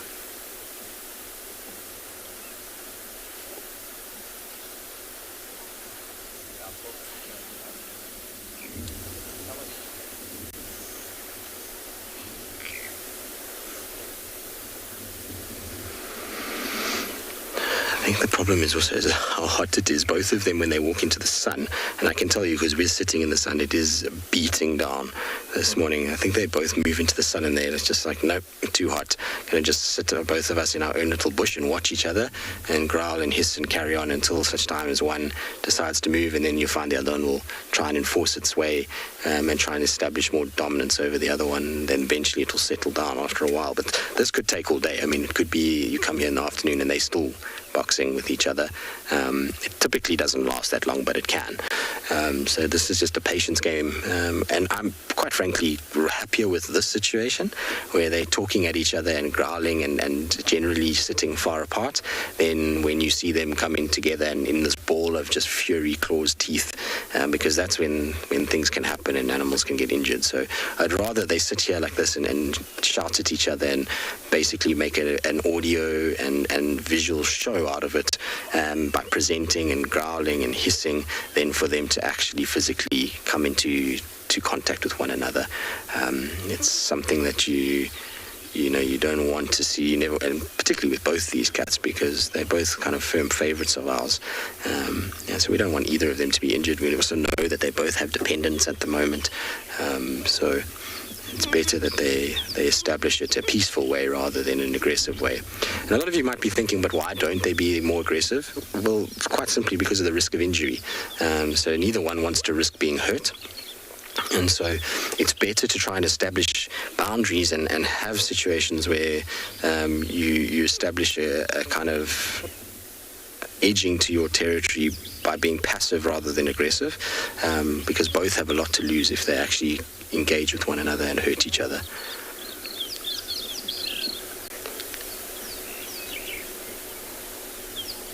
It's quite funny, all the growling is coming from Thandi.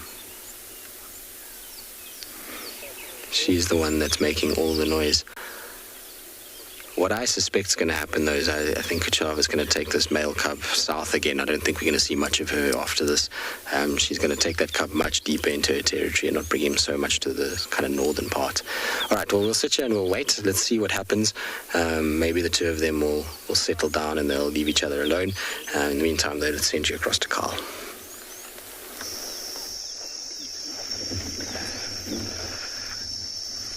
Welcome back.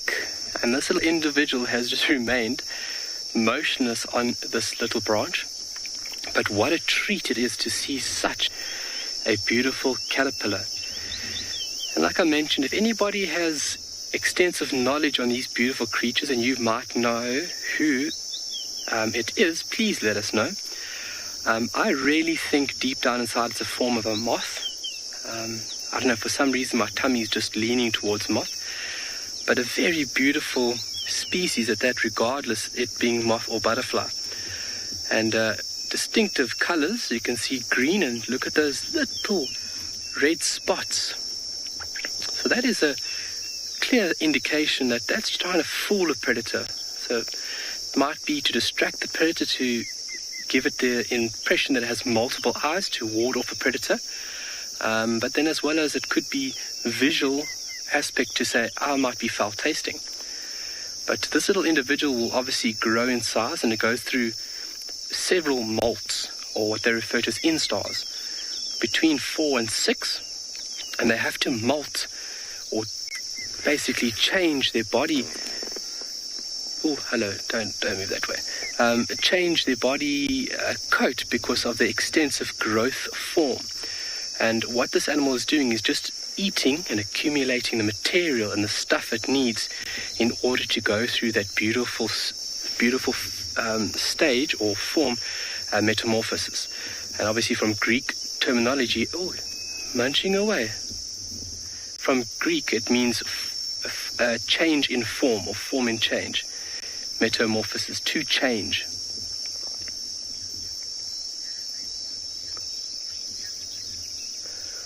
Oh, Jojo, that is a horn-tailed... Sorry, FC, you have to go with that again. There was a little bit of a break-up in comms there.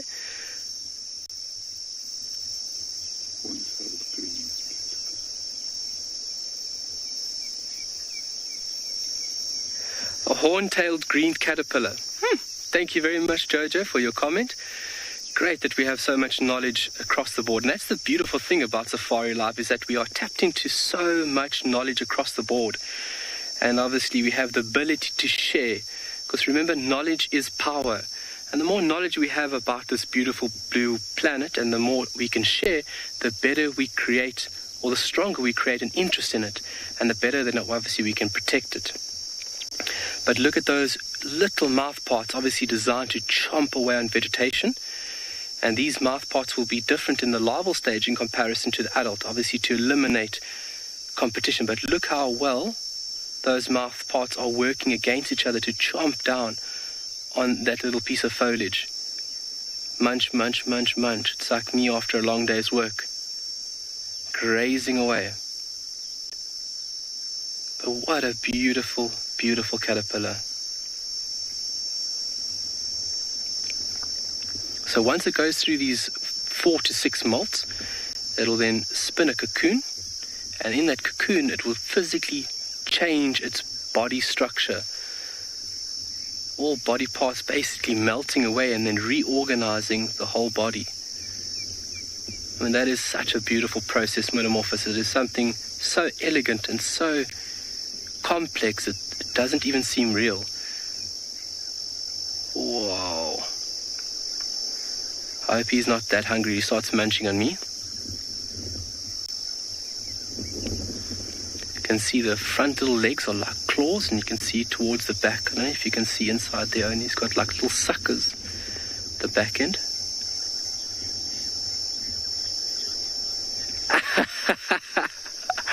I thought Jojo was joking. I didn't want to say it. Well, it's the green Tswalu single-horned caterpillar.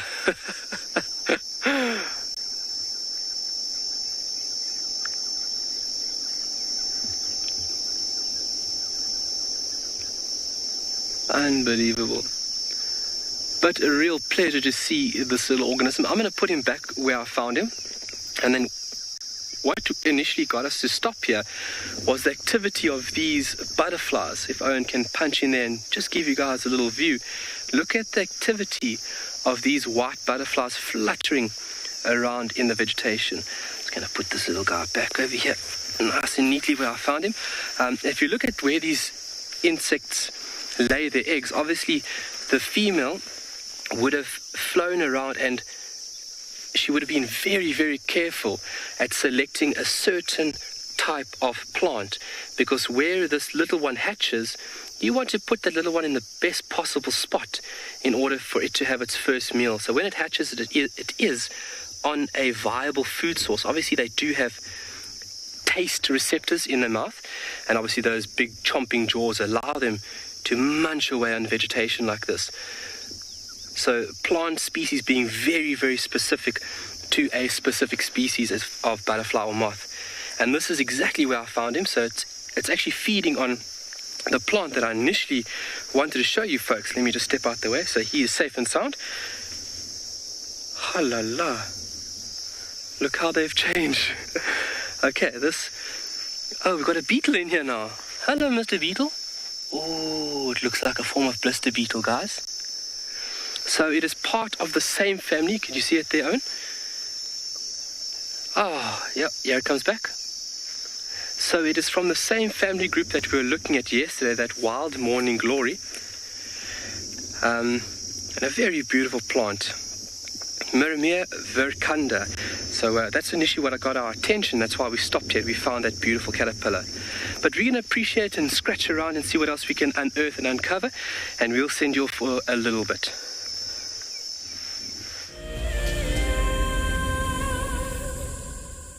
WildEarth is launching our brand new Explorer program with an opportunity to win a very special WildEarth expedition. The lucky winner will get a behind-the-scenes WildEarth experience at the magnificent and beyond Ngala Tainted Safari Camp.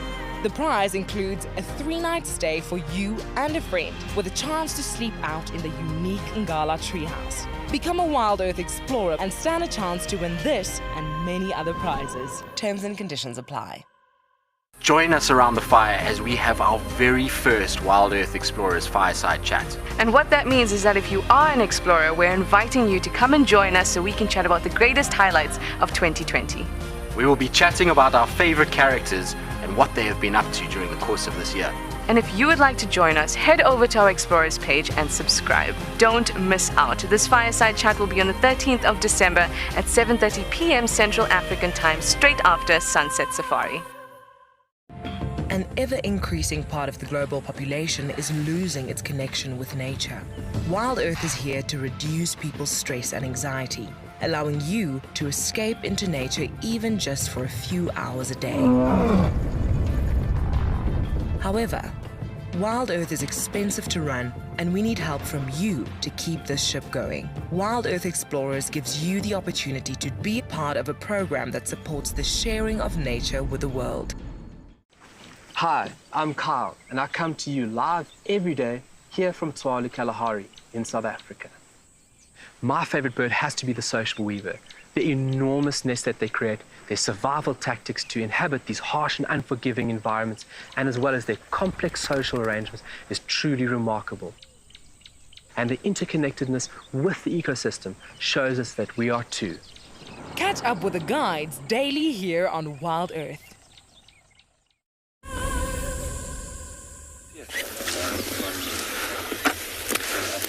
Welcome back to andBeyond Phinda, where we've just seen a monitor lizard just to the right of us.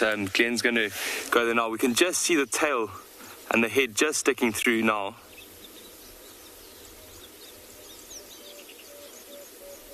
So this is a water monitor. You can see it's very close to this waterhole here, and they're quite elusive. They tend to sneak up on their prey. They really enjoy feeding on eggs and insects. We saw it quite close to this bird earlier. It was starting to stalk it and then left it all alone. As you can see, that tail that's just sticking out there, it's very, very long and quite thick, especially at the base. That is their main defense mechanism, and that tail has a nasty whip.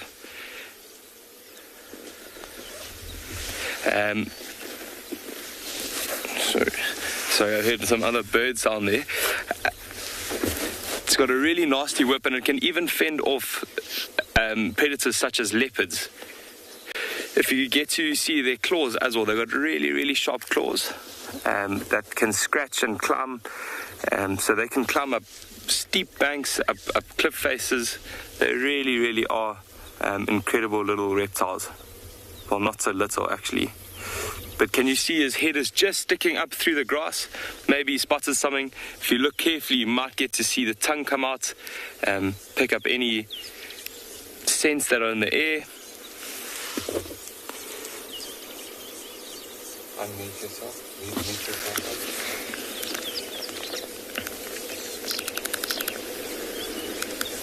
I'm going to let wildebeest in the light. Look at this wildebeest now. Earlier we were speaking about how wildebeest sometimes use their hooves and scrape the mud up. Look at what this wildebeest is up to now. Look how dirty his face is as well, and those horns are covered in mud.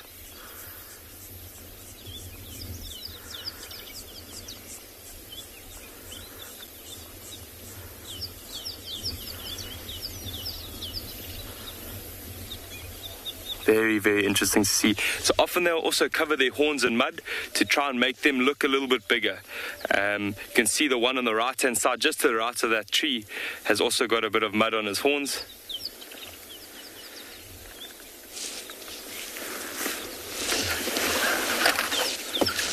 Look at them all slowly going down to the water now. Probably going to come and drink quite close to each other if they do drink.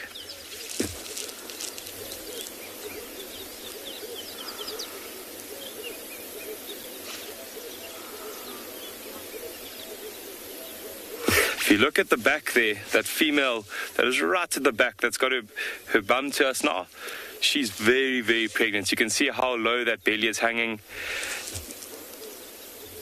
really, and you can see that main vein that's just running underneath her stomach there. You can see it's really swollen.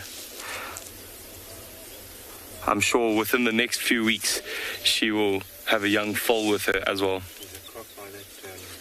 Oh, Glenn has just spotted a crocodile right to the right of this tree stump here, and I see fish jumping all around him there. He's obviously trying to catch some.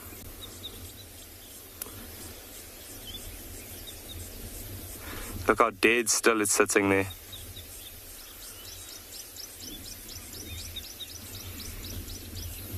So often they'll go and lie in the shallows with their mouth slightly open, and they know that fish are around, and if something swims into their jaws, they'll quickly shut it, and that'll be the way they catch their fish. Often catfish, sometimes small as tilapia or bream. Those are often the prey species that they feed on in these water holes. It's quite interesting. The crocodile hasn't focused attention on these wildebeest yet. Perhaps he's a little bit too small to try and catch one of those wildebeest.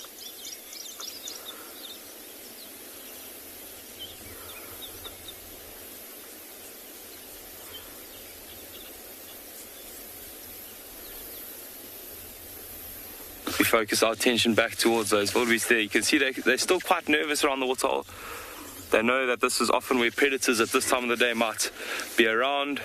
They also know the dangers of the crocodiles that are lurking around here.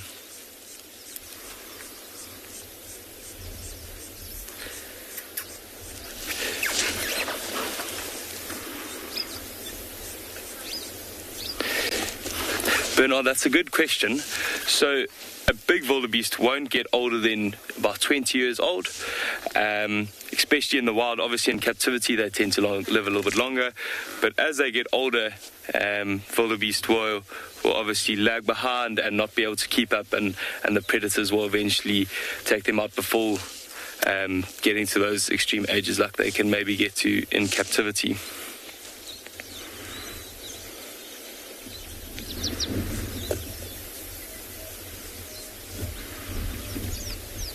Look at that one lying down now. He's found a nice little patch of sand. He's going to roll around in it.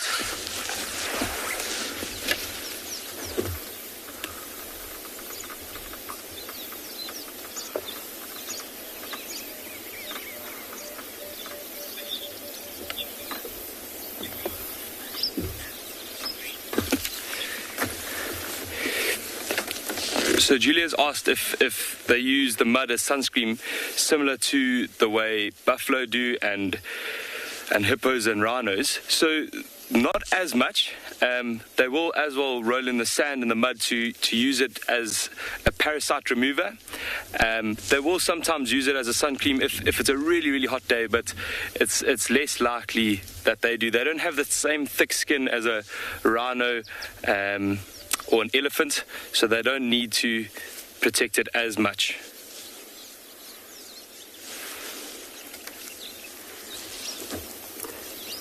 Yeah, they'll use it more as the sand and the mud as a parasite remover. Like I was saying, you saw that wildebeest now just rolling in the sand, scratching his back a little bit.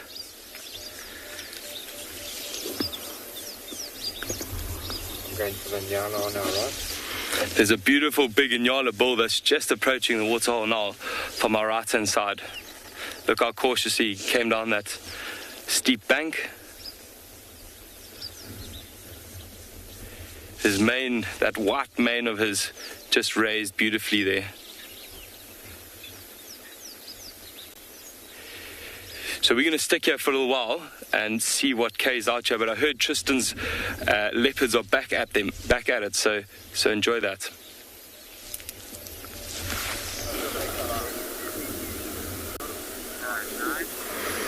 Well, as you can see, it's gone to a kind of hiatus at this stage. I mean, not that there was too much frenzy of activity, but Tundi's lost interest completely. She's just flopped onto her side, and she's seen this all before and done this all before. She's not seemingly as worried as Kuchava. Kuchava keeps standing up and sitting, and kind of being a lot more alert. And I suppose there's a very good reason for that. Ultimately, when this all happened, her cub was with her. So she's going to be a lot more stressed out than what Thandi is. Thandi's on, she knows her cub's not here. She doesn't have to be nearly as kind of worried about what's going on than what Kuchava does. And so you've got kind of two varying views of what's going on. Also, just so much more experience from Thandi that she knows that in this situation she can just lie there. Eventually maybe Kuchava will get disinterested and move off. I don't know where the cub went. I'm sure a lot of you are wondering which way he went. It was weird because where he ran, he went under a bush, and I saw him kind of sitting at that bush.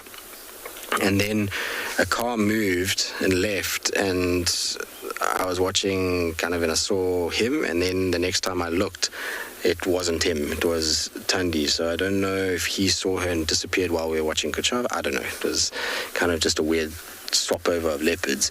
And because of his size, it was, it immediately didn't kind of catch your eye that there's a different leopard in the sighting until you saw the kind of reactions from Kuchava.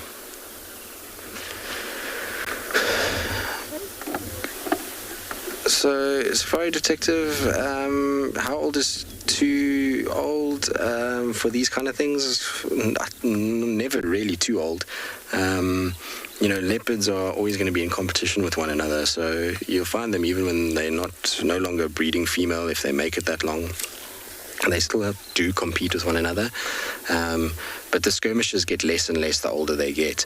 I normally find, though, that when they're not having cubs anymore, they tend to be a lot more kind of settled and not as aggressive about their territorial behavior. When there's cubs to protect, and as we know, both of these have pretty similar age cubs, there's a lot to lose, and so they're going to be aggressive at this age. Still, even though she's 14 years, she's going to be like that until such time as she doesn't really have cubs. Then she can be a lot more defensive and kind of move off and give way to these younger females. But for now, she needs to be brave and kind of hold her ground for the safety of her own cub. It's a crazy thing to think that this is just one big family that's feuding at the moment. And this is not going to be the only feud that Thandi's going to face, because Tlalamba is pushing seriously hard as well. How this all played out is actually quite an interesting story. As we started out with Tlalamba's tracks, funny enough. And I'm going to show you a map while these guys are sleeping to give you an idea of what actually happened this morning and how far this has all kind of brought us.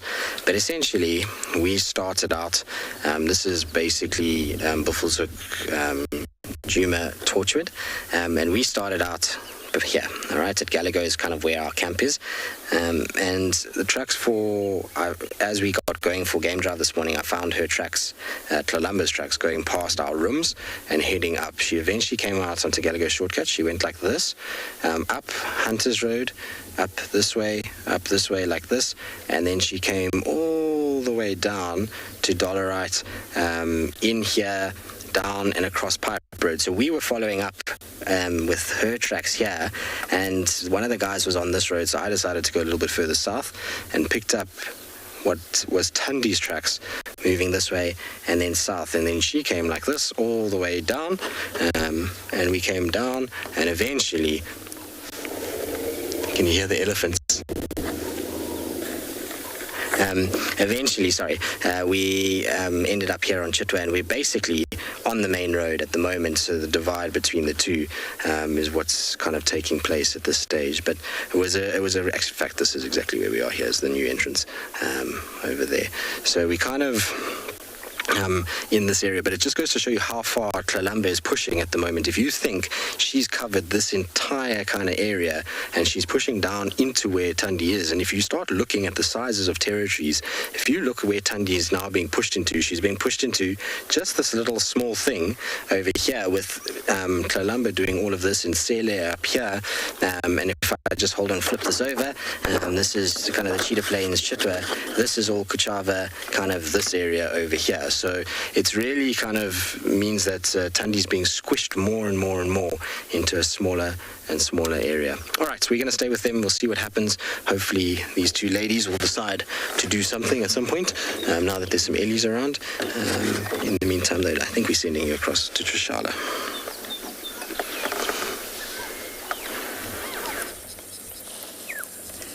Such exciting stuff. Here on quarantine, we're in Western quarantine, quite close to where we had Tingana last night, and there's lots and lots of activity. Wildebeest, Impala, there's a sudden ground hornbill, and there were some baboons all jumping about. Nice to see them all spending their time and sharing the same area. I was hoping they'd interact, but they're still staying within their little groups. Well, Tristan was showing you a bit of a map and showing you where Tlalamba might take over. And yesterday when I had Tingana, some of you were not sure exactly where it was because I used the word Western Quarantine. Western Quarantine is actually the name of a road. So it's not just the west of Quarantine. There's a road that's named Western Quarantine, and Tingana was on there. I know that a lot of you like to know the specific areas where we have those animals, so you can keep tabs on them and know about their movements. And also for the dam cam, you'll be able to predict where they're going to be. So if you didn't know that's the name of a road, then now you do. There's a baboon just to our right that has something in its mouth that looks like an animal. I can't see what it is. It's really difficult in the blazing sun to pick up on a lot of things that you guys might be able to see better. Oh, where'd it go? I'm just going to reverse a little bit. It looked like something like...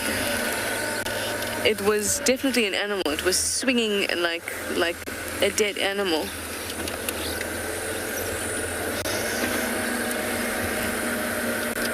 There's one there, sitting in the grass, but now he's not walking. Oh no, there's the one with the thing in its mouth.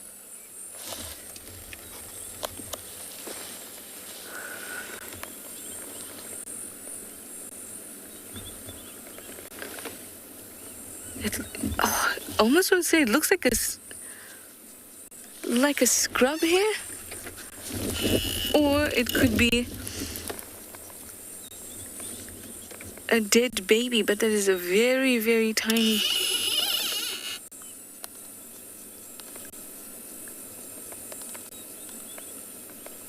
With the sun on the screen, I can't see, guys. So if you can see what that is, let me know.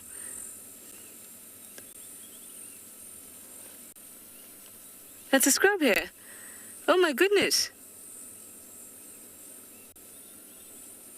Now, they are known to eat meat, even though they're mostly herbivorous or frugivores.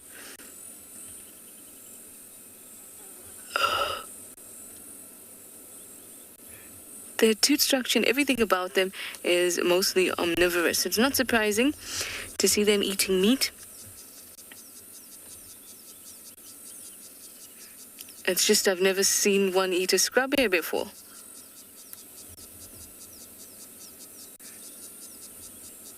That's amazing. Absolutely amazing.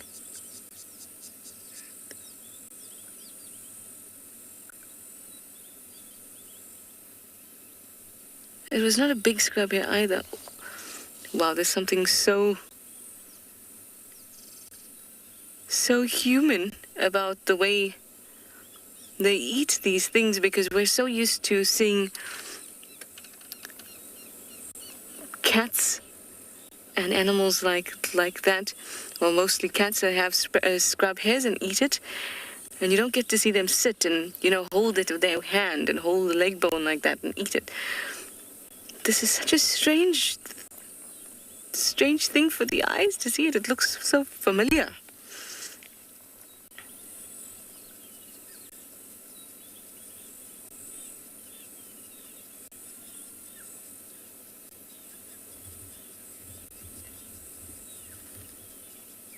Jessica, you'd like to know if the baboon would eat the scrub hare because it's lacking nutrients? No, it could also just want to eat the scrub hare because they're omnivorous. And it's not unusual for them to eat a bit of meat. it's not, they won't usually seek it out, or we don't get to catch them seeking it out very often. But they enjoy a bit of meat, and it's not surprising that it's going to eat the scrub here. What's surprising is that we're seeing it. It's not something that we get to see very often.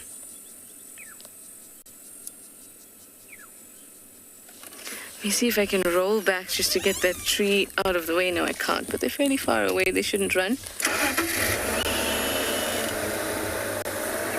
There we go.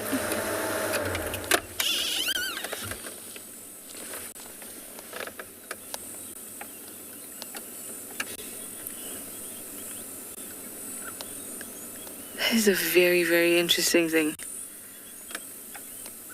Wow.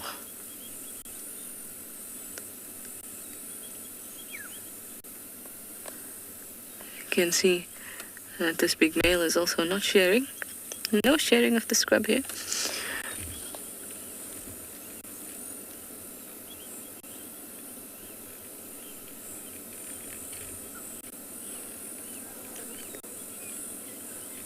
Oh, that is exciting. But something more exciting is happening at Tristan's. Let's go and see. If it couldn't get more complicated, we now have a hyena that's also joined, which has woken up both of our cats. So it's just walked behind Kuchava and kind of walking around towards where Tundi is. I think what it's hearing is these low grumbles, and it thinks probably there's a female and a male leopard, maybe that there's a kill, and it can come and try and pilfer while the leopards are fighting. But it's not the case. I don't know where it's gone now. The last I saw it was coming around towards Tundi, but maybe it saw Tundi and got a bit of a fright when she stood up, because she's now standing and kind of watching. She was flat sleeping just now. All of a sudden she's a lot more alert again, and I think maybe let's see with her standing up whether there's now a renewed vigor in their kind of standoff. It's so far it doesn't look like it. I mean, Kuchava's just sitting, and I think Tundi's going to go back to sleep now as well. I think she just maybe thought there was something else approaching other than a hyena, and once she saw it was a hyena, I think everybody kind of settled down a little bit. But you can see she's gotten herself in there. Where did that hyena go? Maybe it realized there's no food here. Its nose is not going to lie to it. If its nose is to the ground, it will pick up if there's a carcass. So maybe it's just doing a wide loop in the hope that there is something here, but it's not going to get in between the skirmish of these two cats, that's for sure. What I am surprised about is how much bigger Kuchava is. I didn't realize that she was as bulky as she is. She's quite a heavy-set cat in comparison to Tundi. She makes Tundi look a little bit smaller. I don't know if anyone got any kind of shots of them side by side at that initial period. I mean, it was a bit kind of all over the show at that point because we were just trying to kind of figure out what was going on. But she definitely seems a lot bulkier, and it's particularly the head area. She's got that kind of Mvula, thick shoulders, big head gene, whereas Tundi looks a lot more kind of petite in size. But that obviously doesn't mean that Tundi can't win this war. We've seen Tundi many times before box way out of her weight category. She's a tough leopard who's got years of experience, and so even though there's a slight size difference here and Kuchava is slightly bulkier, I wouldn't write Tundi off in this exchange. She is not a leopard that is not going to give up easily. She never has been, and has always been one that is not shy to confront others when needs be. And let's not forget that she's approached Kuchava, so she had the option to see Kuchava and back off, and she didn't. So it's pretty interesting to see her kind of behavior as well. All right, I don't know where the hyena went. It's obviously decided discretion is the better part of valor. So let's send you across to Pete and another predator.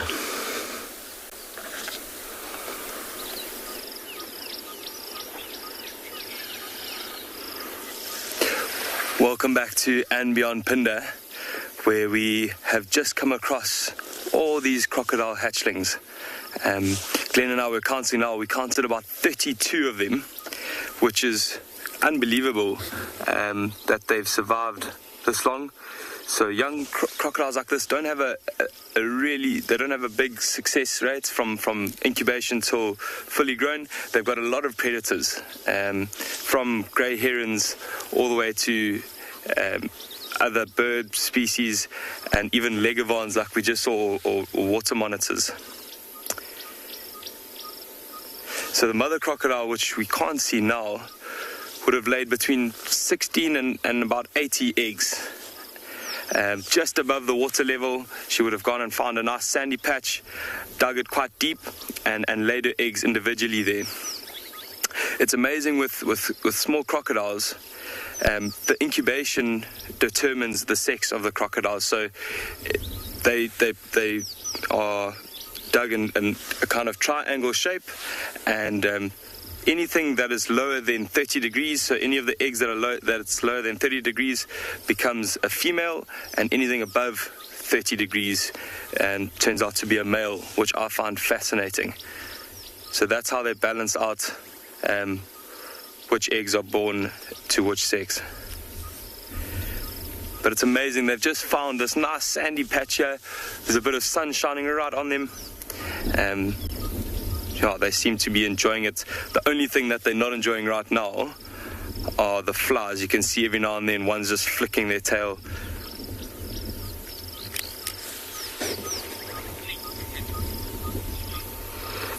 I'm sure these little crocodiles are probably going to spend the rest of their day here just sunbathing, and if they get a little bit too hot, they'll probably go into the water. But we're going to carry on now and see what else we can find for the rest of the morning.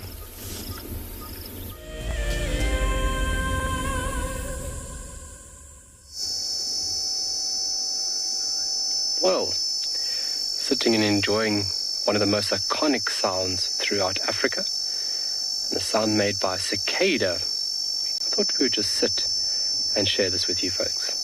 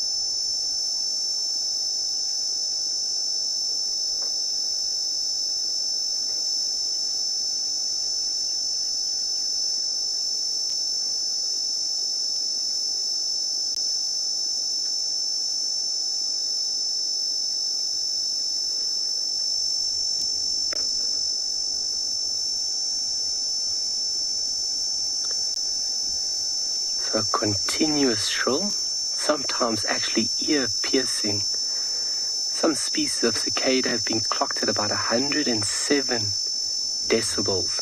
And that's fairly loud by a tiny little insect that's only ranging about 5 centimeters in length. And just look how well camouflaged it is within this vegetation.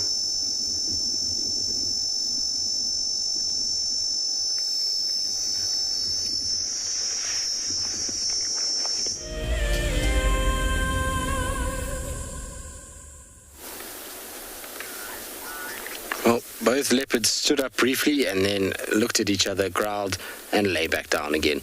So I don't know. I think both want to leave, but neither wants to make the first move and show weakness and kind of trot off. But I think Kuchava really wants to go back to where her cub was and just go check what's happening there.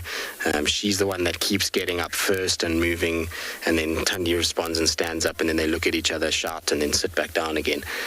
So I don't know how long this is going to last for. I think it's going to be a pretty much an all-day thing at this stage. We'll have to come back this afternoon to try see how this played out. Maybe you'll eventually get to a point where one of them will just decide this is ridiculous, the sun will hit them, and they'll start to kind of move off in separate directions. But for now, they're all pretty much sleeping. I mean, you can't even see Tundi anymore. She's behind that bush. She went and lay in there. So she's flat behind there, and then Kuchava is now sleeping on our side as well. So it's going to be one of those days where it's just going to have to kind of solve itself. And like I say, we'll come back later and try and figure out what actually happened. It's a pity it's on this road because the trucks are going to get obliterated by cars throughout the day, unfortunately. Anyway, it is that time of the day where we need to say goodbye to all of you. Hopefully you've had a wonderful morning and enjoyed all the sights and sounds of the African wilderness. It's obviously been a bit of a tense one to finish, and hopefully this afternoon it will be all resolved. Anyway, from all of us, it's been an absolute pleasure. Hope that you have a wonderful day or evening, and we'll see you all on our sunset safari.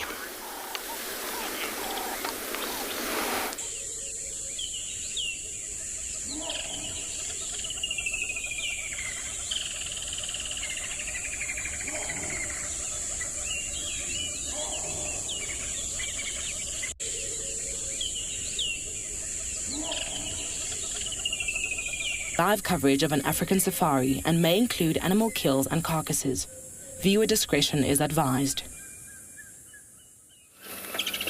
Good afternoon, everyone, and welcome to a very, very warm and sunny Sabi Sands. We've got